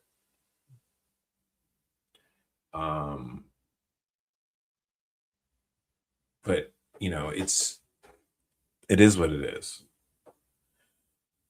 So yeah, either adapt or die. That's basically what it is. DJ Shipley said some SEALs have $20 million worth of training investments. Absolutely. Like how long have you been in this pipeline? Because typically to get to a tier 1 unit, right, it's going to take at minimum 5 years. Right? And that's only if you go directly to essentially a tier 2 special operations. You do your 2 years of training, your 18 X-ray or option 40, Ranger or Green Beret, do your 3 years, 3 to 5 years, right? And then you go to selection, right? So you're looking at 7 years. And then usually most people, by the time they even make it through selection OTC, they're looking somewhere between 7 and 10 years, right? And think about all the training, all the operations, everything that you've done, going to dive school, going to free fall, going to mountain training, everything like that. And it's not even leading up to what the tier 1 and then you get up to that. And then you're training constantly. It's nonstop. You have training, mandatory training, and you have to be on the cutting edge. Like you're not even going to military training because you are the best. There's no military training that you can get. So you're going to the civilians. You're going to the best in that particular field. Like, who do you think teaches Delta how to shoot, or when they want a new skill, right? They're gonna go learn from who's the best competition shooter in the world, and what is he doing differently, right? It may not, but they're gonna take some lessons, right? Like that's the type of thing. Like, who's the best drivers in the world? It's not military drivers. It's like professional drivers, F1 drivers, NASCAR drivers. Bringing those dudes in, or people who are professional stuntmen. Like, what's the craziest shit you can do? Like, that's what you do in most of your training, and that's expensive. So,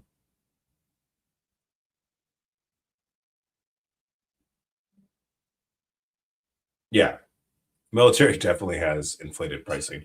If anybody knows, like the military can basically, inflate. But all right, I'm gonna take that phone call later. Anyways, so we have talked about. All right, shall we cover one more unit? I think that we should. All right, and let's see. Why don't you guys? All right, does anybody have any requests for the last unit that we cover before we call this leave?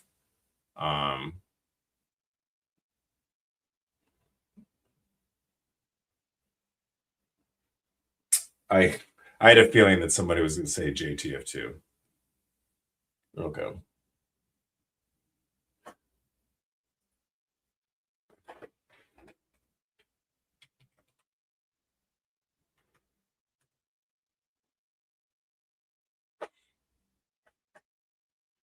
All right. All right. You guys want me to cover JTF2? All right. I'll go over them real quick.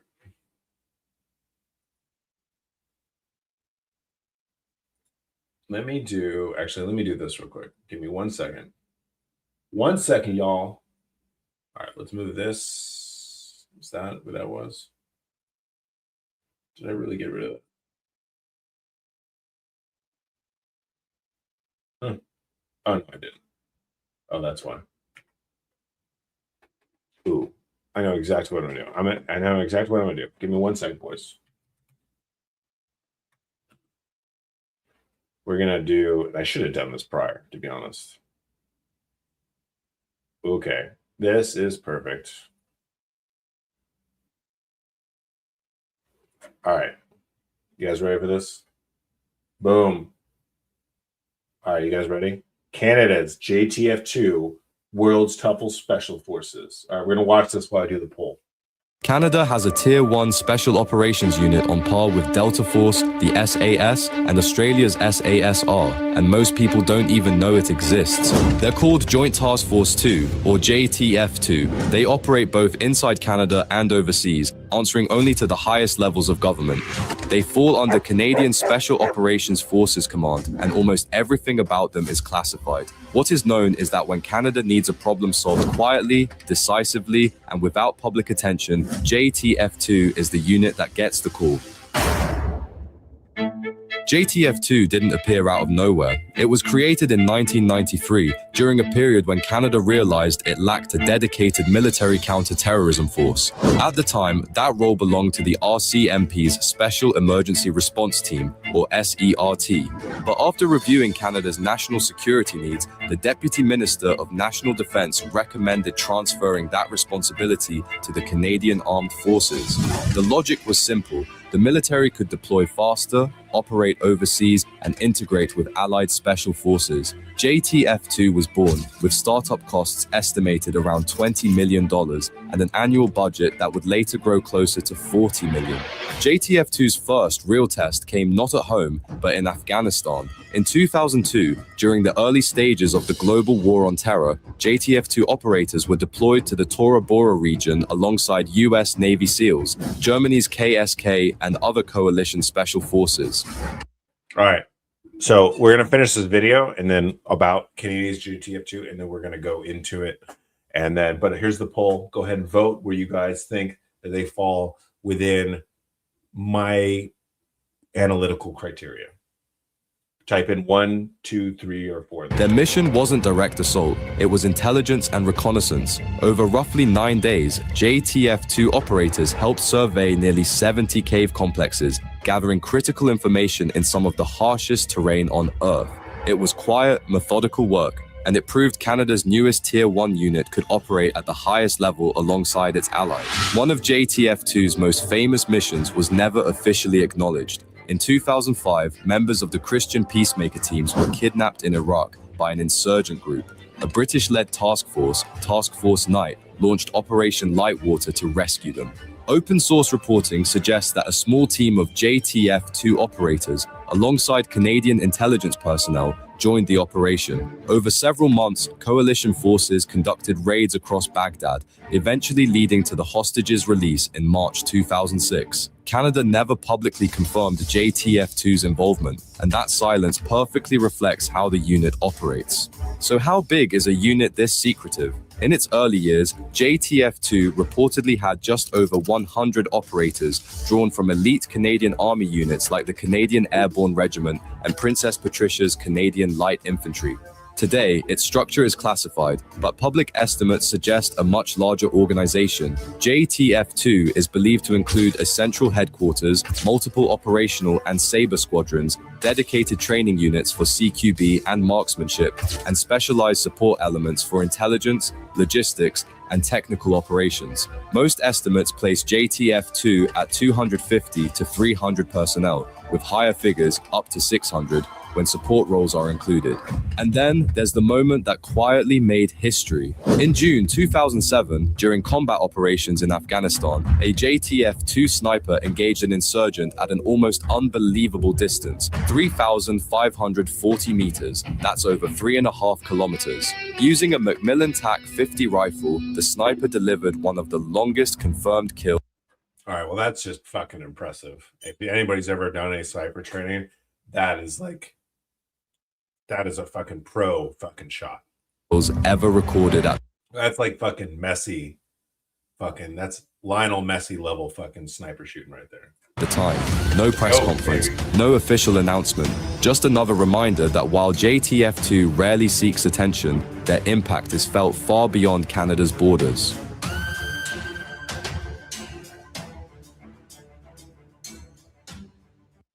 All right. Did you boys like that?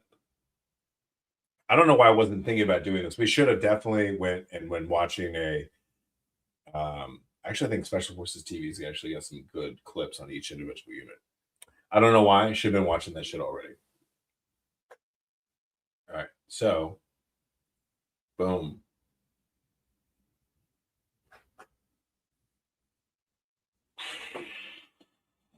All right. So it looks like everybody, and honestly, I saw this one good comment because I feel like a lot of people think it's going to be an A tier, which is going to be along essentially the British SES, right? So Kirkenos, Five Eyes tier 1 units are pretty much built the same difference as the Bismo budget difference. This is very true because obviously you can see that everybody, Delta, ISA, DEVGRU, Canadian JTF2, Australian SAS, everybody copied the model from the British SAS. It just works so well.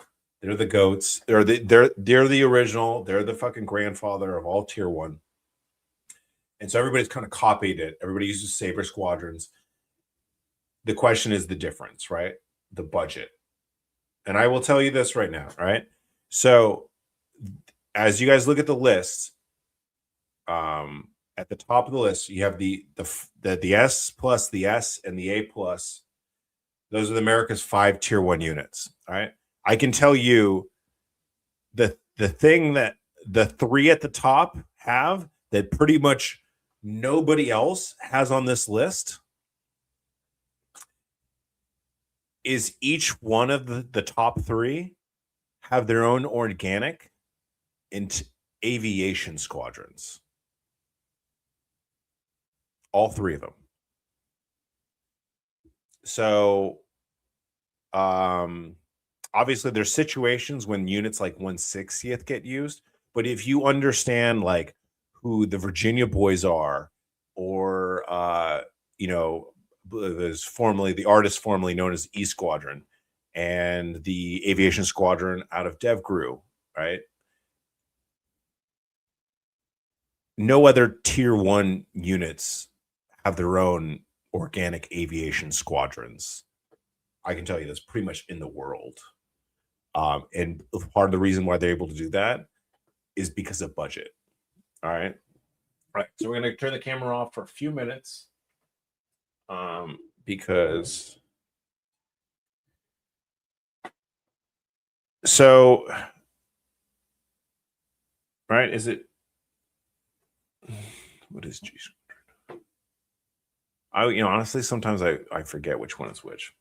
So that's just an example of like the ridiculous budgets that are at for the top 3 of units on this list.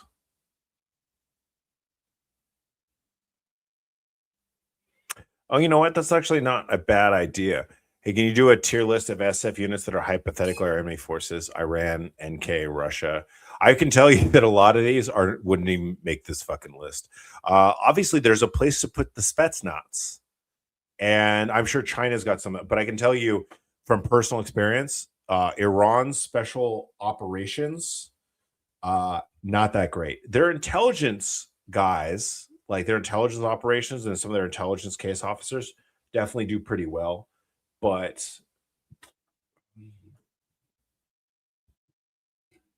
But I can tell you they're pretty much Iran and North Korea. You know, I feel like North Korea just in a lot of ways is just a fucking joke. But I will definitely try to look in that with a sort of unbiased analysis, because I honestly don't know that much, but I can definitely get into the research. All right. Do you guys want to do? I feel like we got time for one more. We got 10 minutes, right?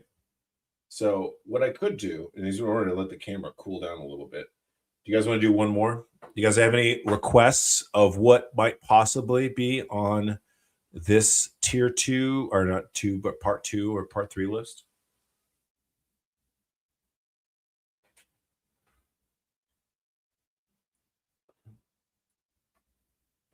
But looks like everybody like voted for A tier. So you guys think they're going to be alongside the British SAS?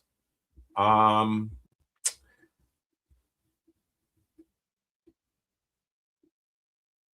I don't want to give it away of where they're going to end up. You guys got to tune in, right? I got to leave something left to be desired. I got to have some level of mystery, right? That's the thing, right? Mystery. Everyone loves a little mystery. Do South African recce's. Let's see if I don't even think I am on this list. I'll be honest.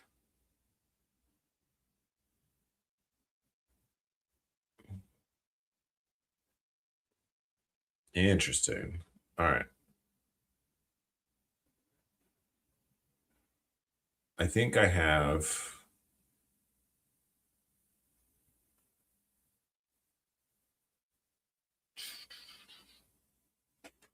All right. So we did cover Seesaw. Actually, let me go into this.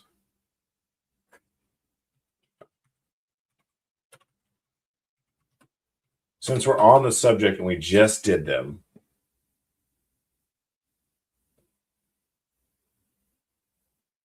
I want to find a shorter video.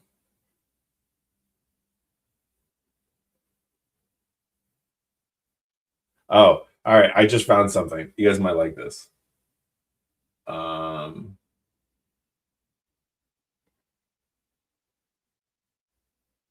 I think this is a recruiting video. All right, let me pull. All right, so this is from the Canadian Armed Forces.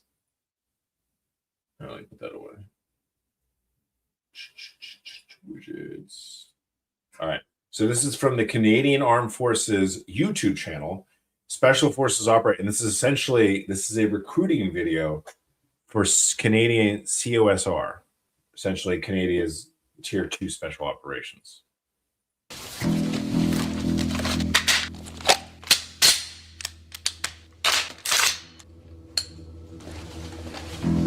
Always got to look cool, covering the face, bandana.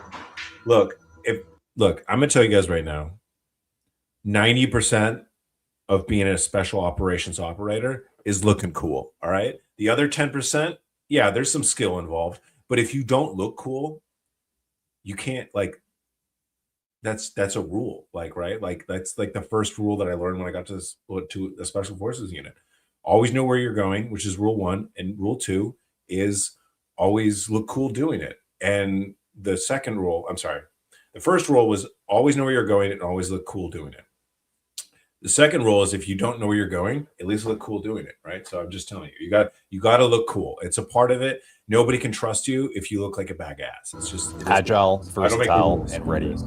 The Canadian Special Operations Regiment is a multi-mission, high-readiness expeditionary force prepared to deploy anywhere, anytime, and operate under any conditions. CSOR's missions span the full spectrum of conflict and environments, whether permissive, contested, or hostile. No matter the adversary or sensitivity, the objective remains the same: achieve directed tactical, operational, and strategic effects in I can hear the hint of his Canadian accent, by the way. Support of Canada and Canadian interests. CSOR's Special Forces operators and Special Forces officers are skilled in special warfare, special reconnaissance, and direct action. Often working in small teams, their missions can involve offensive actions, intelligence gathering, and integration with partner forces to advise and assist with lethal and non-lethal effects. I'm gonna turn the camera off for a second to let it. Are you ready to take your career in an entirely new direction? As an aspiring Special Forces operator or officer, you are a qualified soldier, sailor, or aviator who thrives under pressure, faces challenges head-on, and is never satisfied with the status quo. Your integrity, commitment to teamwork, and drive to excel will be critical to your success. You know, it's interesting. I don't know if you guys know this, but actually, let's go back to it. As an aspiring Special Forces operator or officer, you are a qualified soldier, sailor, or aviator who thrives under pressure, faces...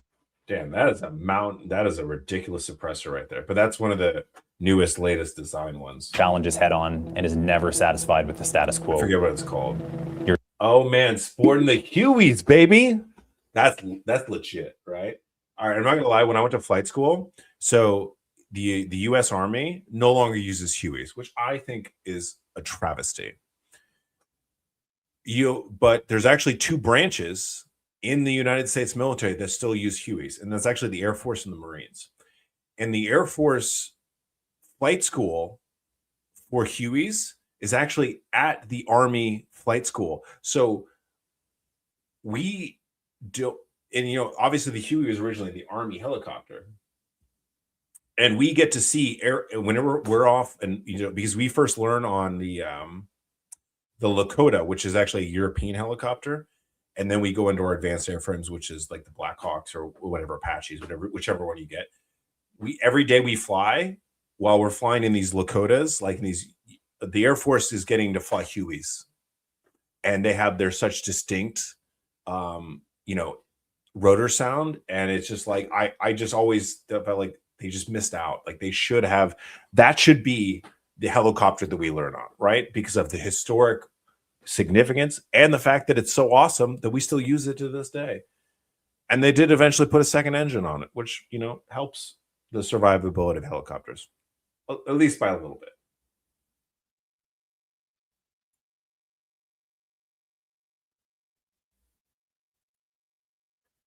No, the Marines and the Navy do their flight school. They do their Pensacola is where they do their flight school.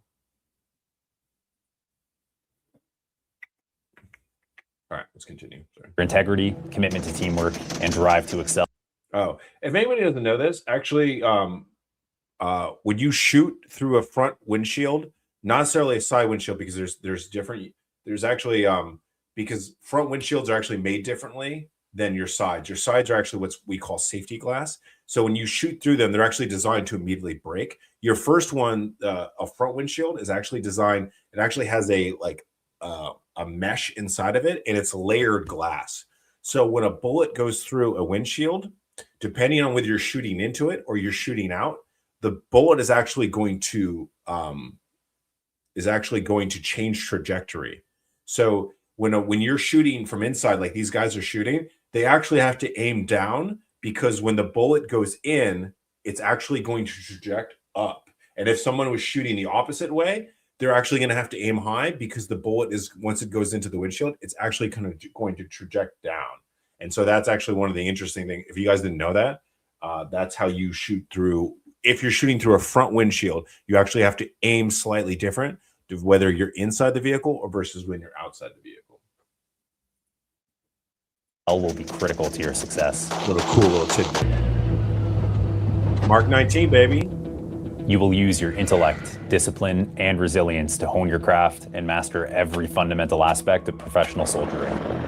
Whether on exercise or operations, you will use your exceptional problem-solving skills, resourcefulness, and adaptability to overcome unexpected obstacles in unfamiliar environments.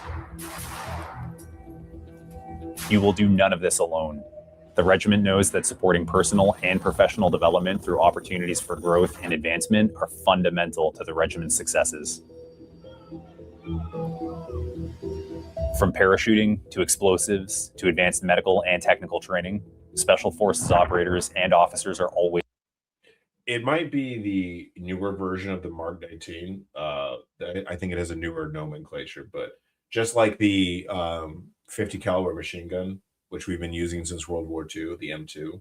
I don't know if we're going to move away from it unless we just give it a modern designation, a modern version. Is advancing their skills and knowledge to ensure that they are ready for their next mission. Because it's These not are a matter used of if for they automatic deploy, grenade launchers. it's when, where, and how often. If you are ready to engage in high-stakes operations that demand unparalleled skill and dedication, apply to CSOR. Become part of a proud tradition of excellence that traces its lineage to the 1st Special Service Force in World War II. Interested Canadian Armed Forces members can begin the application process by submitting a notice of intent to the Canadian Special Operations Forces Command. All right, well, we don't need to listen to all that. All right, so there's your Canuck Tier 2 Special Operations recruitment video. So if you're in this, right, and you're Canadian, right, and you want to go join, cool. If you're the Canadian military and you want to sponsor me for helping to, advertise your recruiting video, feel free to hook me up on Venmo, PayPal, whatever. Shoot me some funds. Appreciate you guys. All right. Anyways, let's see here. All right, let's do one last one. We got about 2 minutes, I think, because unfortunately, I got shit I got to do. Ooh. All right. How would you guys like to go over Ukrainian special operations? Because I think that's interesting, because obviously Ukrainian special operations are probably the most rapidly changing special operations unit probably in the world right now. Yeah, CSOR, I keep calling it CSOR, but I actually don't know if that's how they refer to it. I'm going to be honest, because just like everything else, there's sort of a colloquial way to say acronyms, because you can say acronyms a lot of way. But let's look up, let's find let's talk about the Ukrainian, because I've got actually notes on it.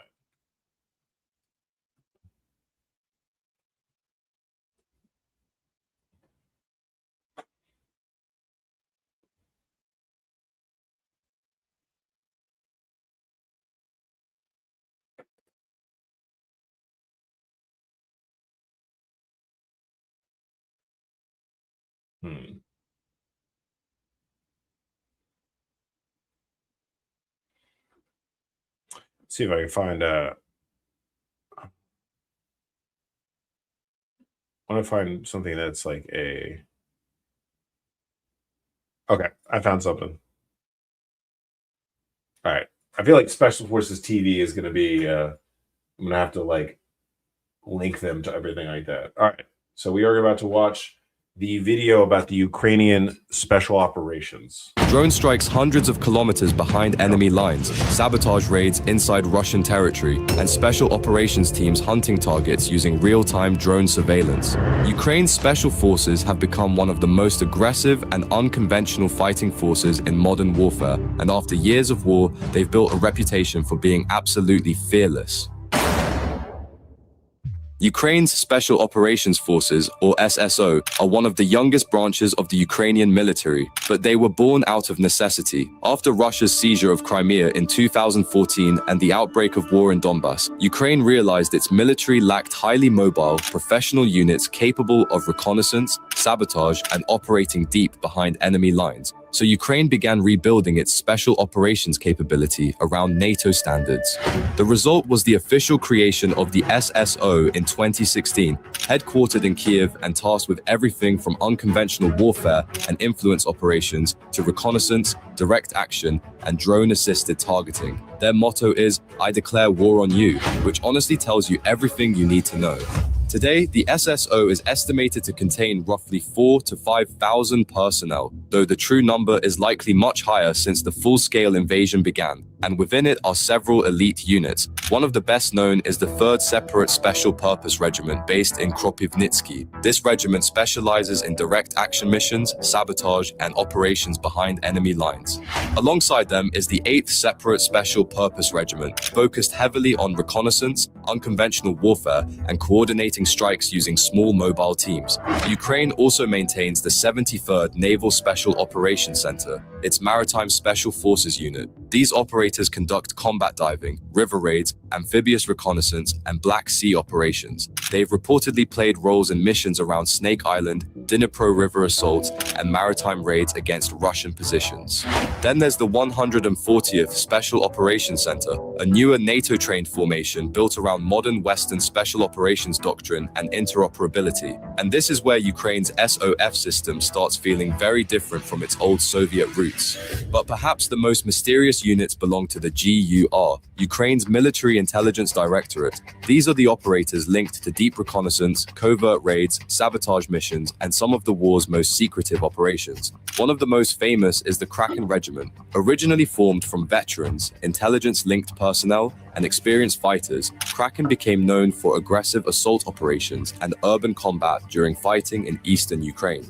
Then there's the Shaman Group. This unit has been repeatedly linked to deep reconnaissance and covert sabotage missions behind Russian lines.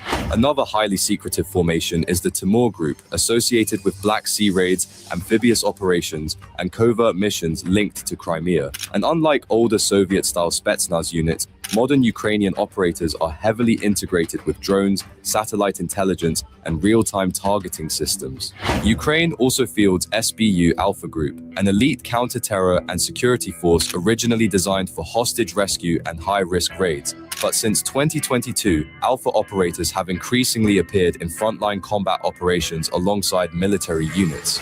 And then there's the International Legion. Foreign volunteers, former NATO soldiers, and even ex-special forces operators from around the world have traveled to Ukraine, with some fighting directly alongside elite Ukrainian formations. Modern Ukrainian SOF actually use a mixture of Western and Soviet weapon systems depending on mission requirements. Weapons seen in use include the FN SCAR-16, SIG MCX Virtus, SIG 516, Zbroya UAR-10, AK-74 variants, Barrett M-RAD sniper systems, Barrett M-82 anti-material rifles, M320 grenade launchers, and Glock 17 pistols. The overall look is highly modern, fast, lightweight, and drone integrated, built for mobility and constant adaptation.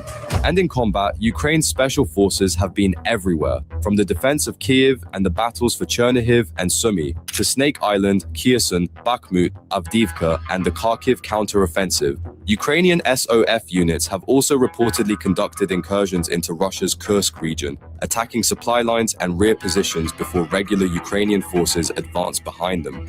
But perhaps the most important evolution has been Ukraine's deep strike campaign. Using elite drone teams, real-time intelligence, and domestically produced long-range drones, Ukraine is now striking oil refineries, airfields, missile facilities, and military infrastructure deep inside Russian territory. The goal isn't just destruction, it's to prove that nowhere is truly safe anymore. And after years of adaptation, modern warfare has turned Ukraine's special forces into one of the most dangerous and unconventional SOF systems in the world.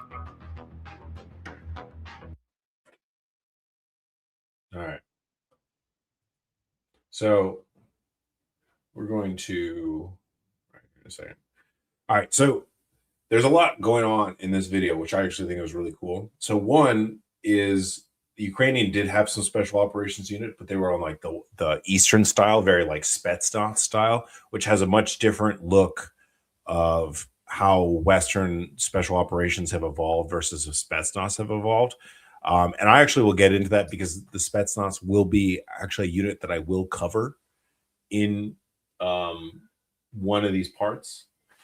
But the fact is, after 2016, because they were officially established in 2016, making one of the newest special operations organizations in Europe.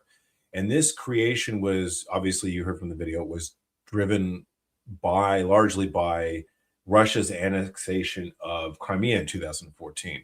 And when Ukraine recognized the need for modern special operations command built around a NATO doctrine rather than its Soviet legacy that it's had for, as long as they can remember. And then since Russia's full-scale invasion in 2022, Ukraine SSO has become one of the most combat-tested special operations organizations in the world. And I've talked about this before, is a lot of where people would probably rate within this unit definitely involves how much combat effectiveness they've had, right? Because you can be all trained and do it, but if you're not actually doing real world stuff and actually in real combat, your unit's not going to be able to adapt. And Ukraine is now one of the leading experts in modern warfare special operations, which is crazy because not many European countries can claim that. And just like we would go to like Norway or Finland or Sweden or even to do like Arctic warfare training, Ukraine SSO is probably going to be like, hey, let's go to Ukraine and let's learn what the lessons learned they've learned from drone warfare, because they've done this. They've lived this.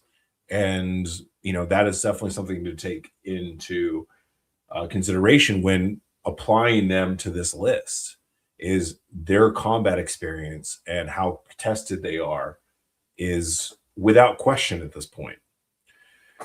And because they conduct and they do everything, they, obviously they're experts in drone warfare now, reconnaissance, direct action, sabotage, unconventional warfare, resistance support, target acquisition, intelligence collaboration, intelligence collection, psychological operations, and deep strikes far behind Russian lines, which have been apparent in the last 6 months or so. And unlike a lot of many Western soft units that deploy for relatively short campaigns, Ukraine operators have been engaged for 4 years of war now. And that has a lot to be said, because there's probably no special operations today force with more recent experience fighting a peer of near peer military, if not overpowered, more powerful than your country in a large scale conventional war. We do operations where we go get Maduro or we do all these things, but we have never during the entire GWAT where we ever going against an opponent was ever a peer. Ukraine is not only going against their peer, they're going against somebody who's stronger than they are. And that is a completely different experience that we, honestly, in the American Special Operations or the American military, have not experienced since possibly World War II, right? So that is also something to take into consideration. And the fact that Ukraine has been, because of this situation, they've been forced to innovate faster than almost anybody. And they have done it exceptionally well. They've rapidly integrated FPV drones, long-range drones, electronic warfare, commercial technology, AI-assisted technology, open source intelligence, satellite imagery, and even precision strike coordination.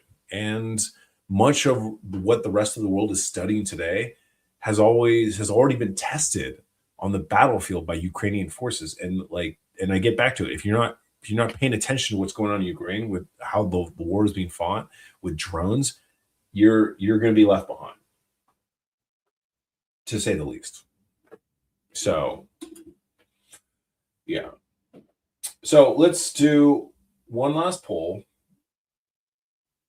All right, let me throw this up real quick before all right. So we're going to do one more.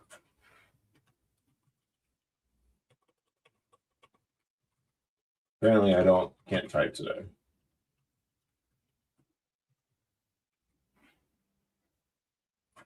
All right. So prepare yourself for what tier you want to put them in. All right. And I want you to take in everything I talked about, which is their level of operators, their funding, and obviously in this situation, their combat experience, which is definitely something that they've got above almost everybody else. And apparently I don't know how to spell. All right, here we go, boys. All right, give me your rating. 1, 2, 3, or 4. Type it in chat.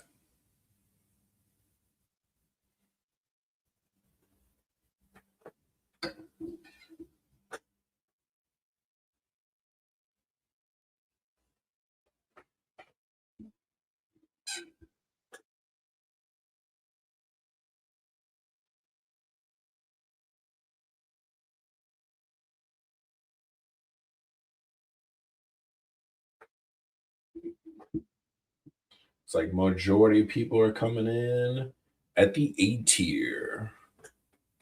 It's definitely a good argument. I'm going to be honest. I have not narrowed down where I'm going to put them yet. So this is definitely open up for discussion because the Ukrainian SSO is definitely there's a lot more factor because there are very few. They are in a very unique situation. We would just put it that way, and because adaptability is definitely something that I take into consideration in this list. And between their level of adaptability and combat experience, which are definitely they're rating one of the highest, and all these special operations unit is definitely going to affect where they get put on this list.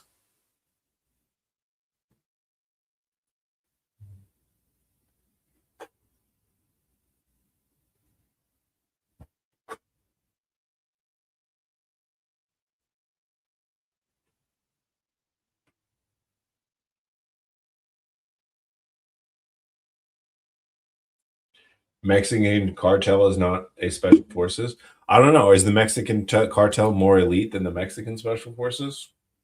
Some would argue that they are.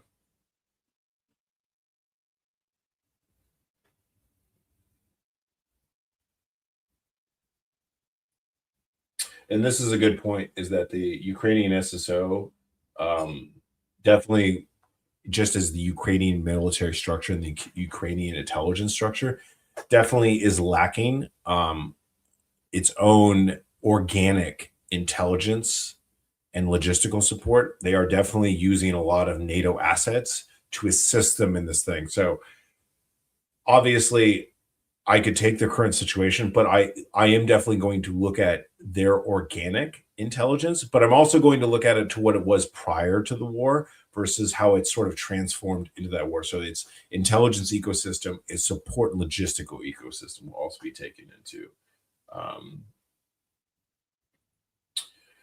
SAS, SBS, S plus best in the world.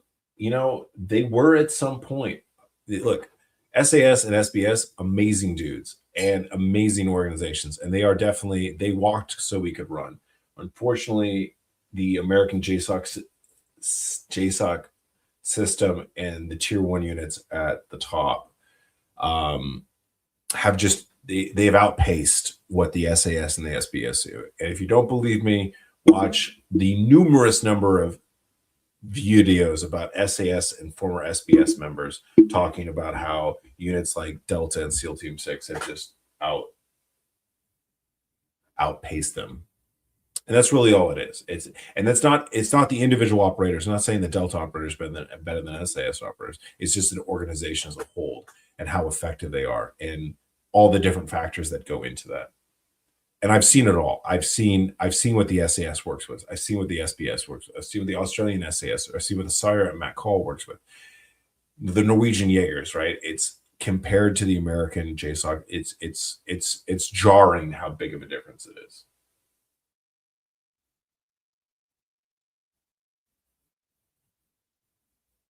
But there you go. If you guys want to join the Ukrainian SSO, right there, baby. Yeah, maybe that should be a category, ruthless. All right. Well, I think we are going to call it. We're at 2 hours and 15 minutes. I appreciate all of you. I hope you guys enjoyed the stream today. Obviously, we're incorporating new widgets. You're watching videos. We're doing polls now. All right. I'm growing up in the world.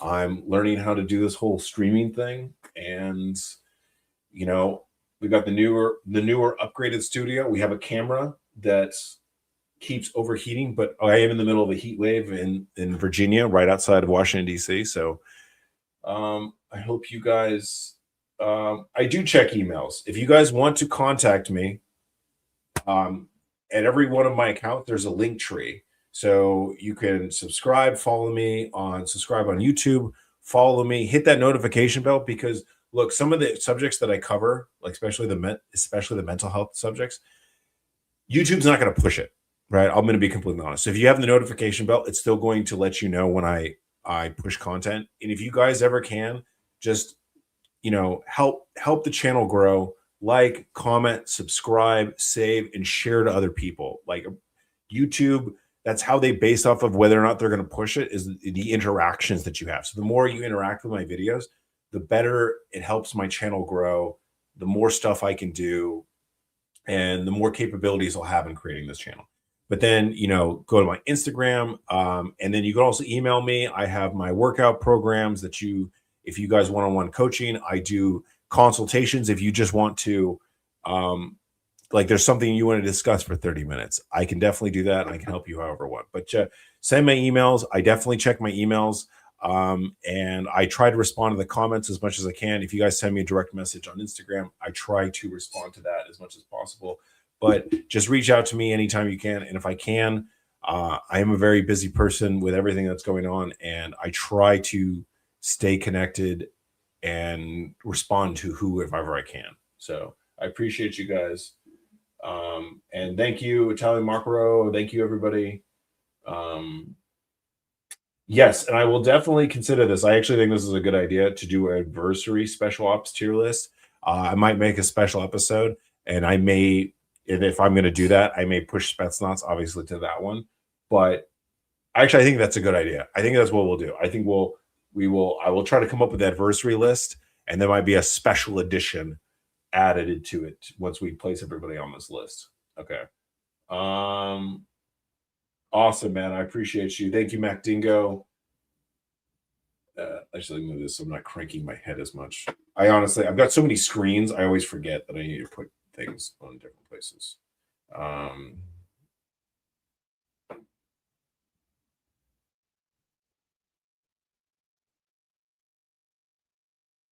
100%. Yeah, just because you have a bigger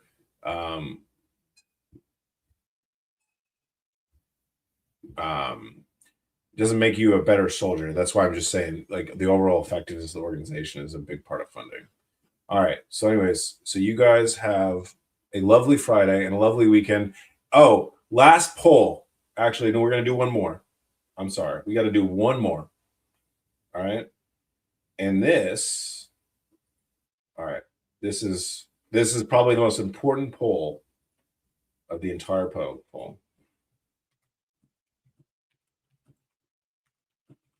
All right, stick with me. All right, we're doing it.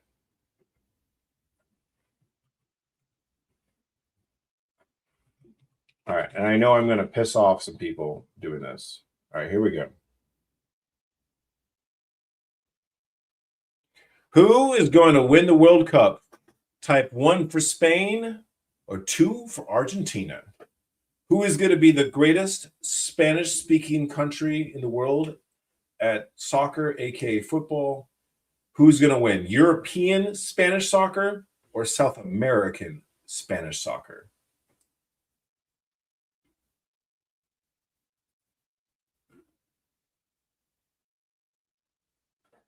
I can tell you who I think is going to win.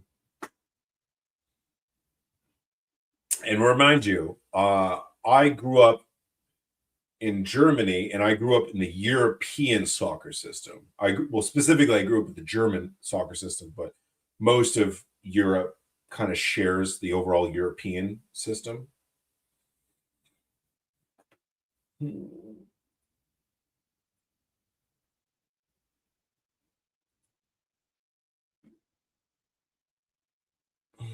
Oh man, it's pretty split. All right, here's my 2 cents. I think that overall, and I might be slightly biased just because of the European system, but I do think Spain has a better team, has a better system, and there is a reason. So the one thing that Spain totes, not only because you have the chance, because the Argentina won the Copa America and Spain won the Euro. So you basically have the 2 best teams from both continents, which are typically whoever wins the World Cup, you're either from Europe or you're from South America. So it kind of makes sense that the last 2 people in the World Cup are going to be the winners of both of their continental tournaments. I do think that Spain is not only are they dangerous attacking, they have better defense than Argentina does. And in the entire World Cup, what are we at? 7 games, 6 or 7 games going into this? They have the least amount of goals scored on them. Only one team in the entire World Cup has scored a single goal on them, and it was Belgium, and scored 1 goal. And that was crazy because they've never had a goal scored on them. So I think that Spain is going to win, but you cannot deny the magic of Messi. There is definitely magic in that man. He's the magic man, as Ricky Bobby would say. Not Billy Bobby, Ricky Bobby. So I think that Spain is going to win, just because I think they're overall a better team and they have a better system. But that doesn't mean who's actually going to win the game. But I do think that Spain, my prediction is Spain is going to win the game. And I play polo with a lot of Argentines. So I know if they watch this, which I don't think that they do, they would be very upset with me. But it is what it is. I think Spain will win. So, all right. So, yeah, not all of these units, but there will definitely be at least one more, if not 2 more Israeli units in tier 2 or in part 2 and part 3. I appreciate you, brother. Thank you, Time Macro. All right. Well, you guys have a lovely day, and I will talk to you guys later. And go Spain, baby.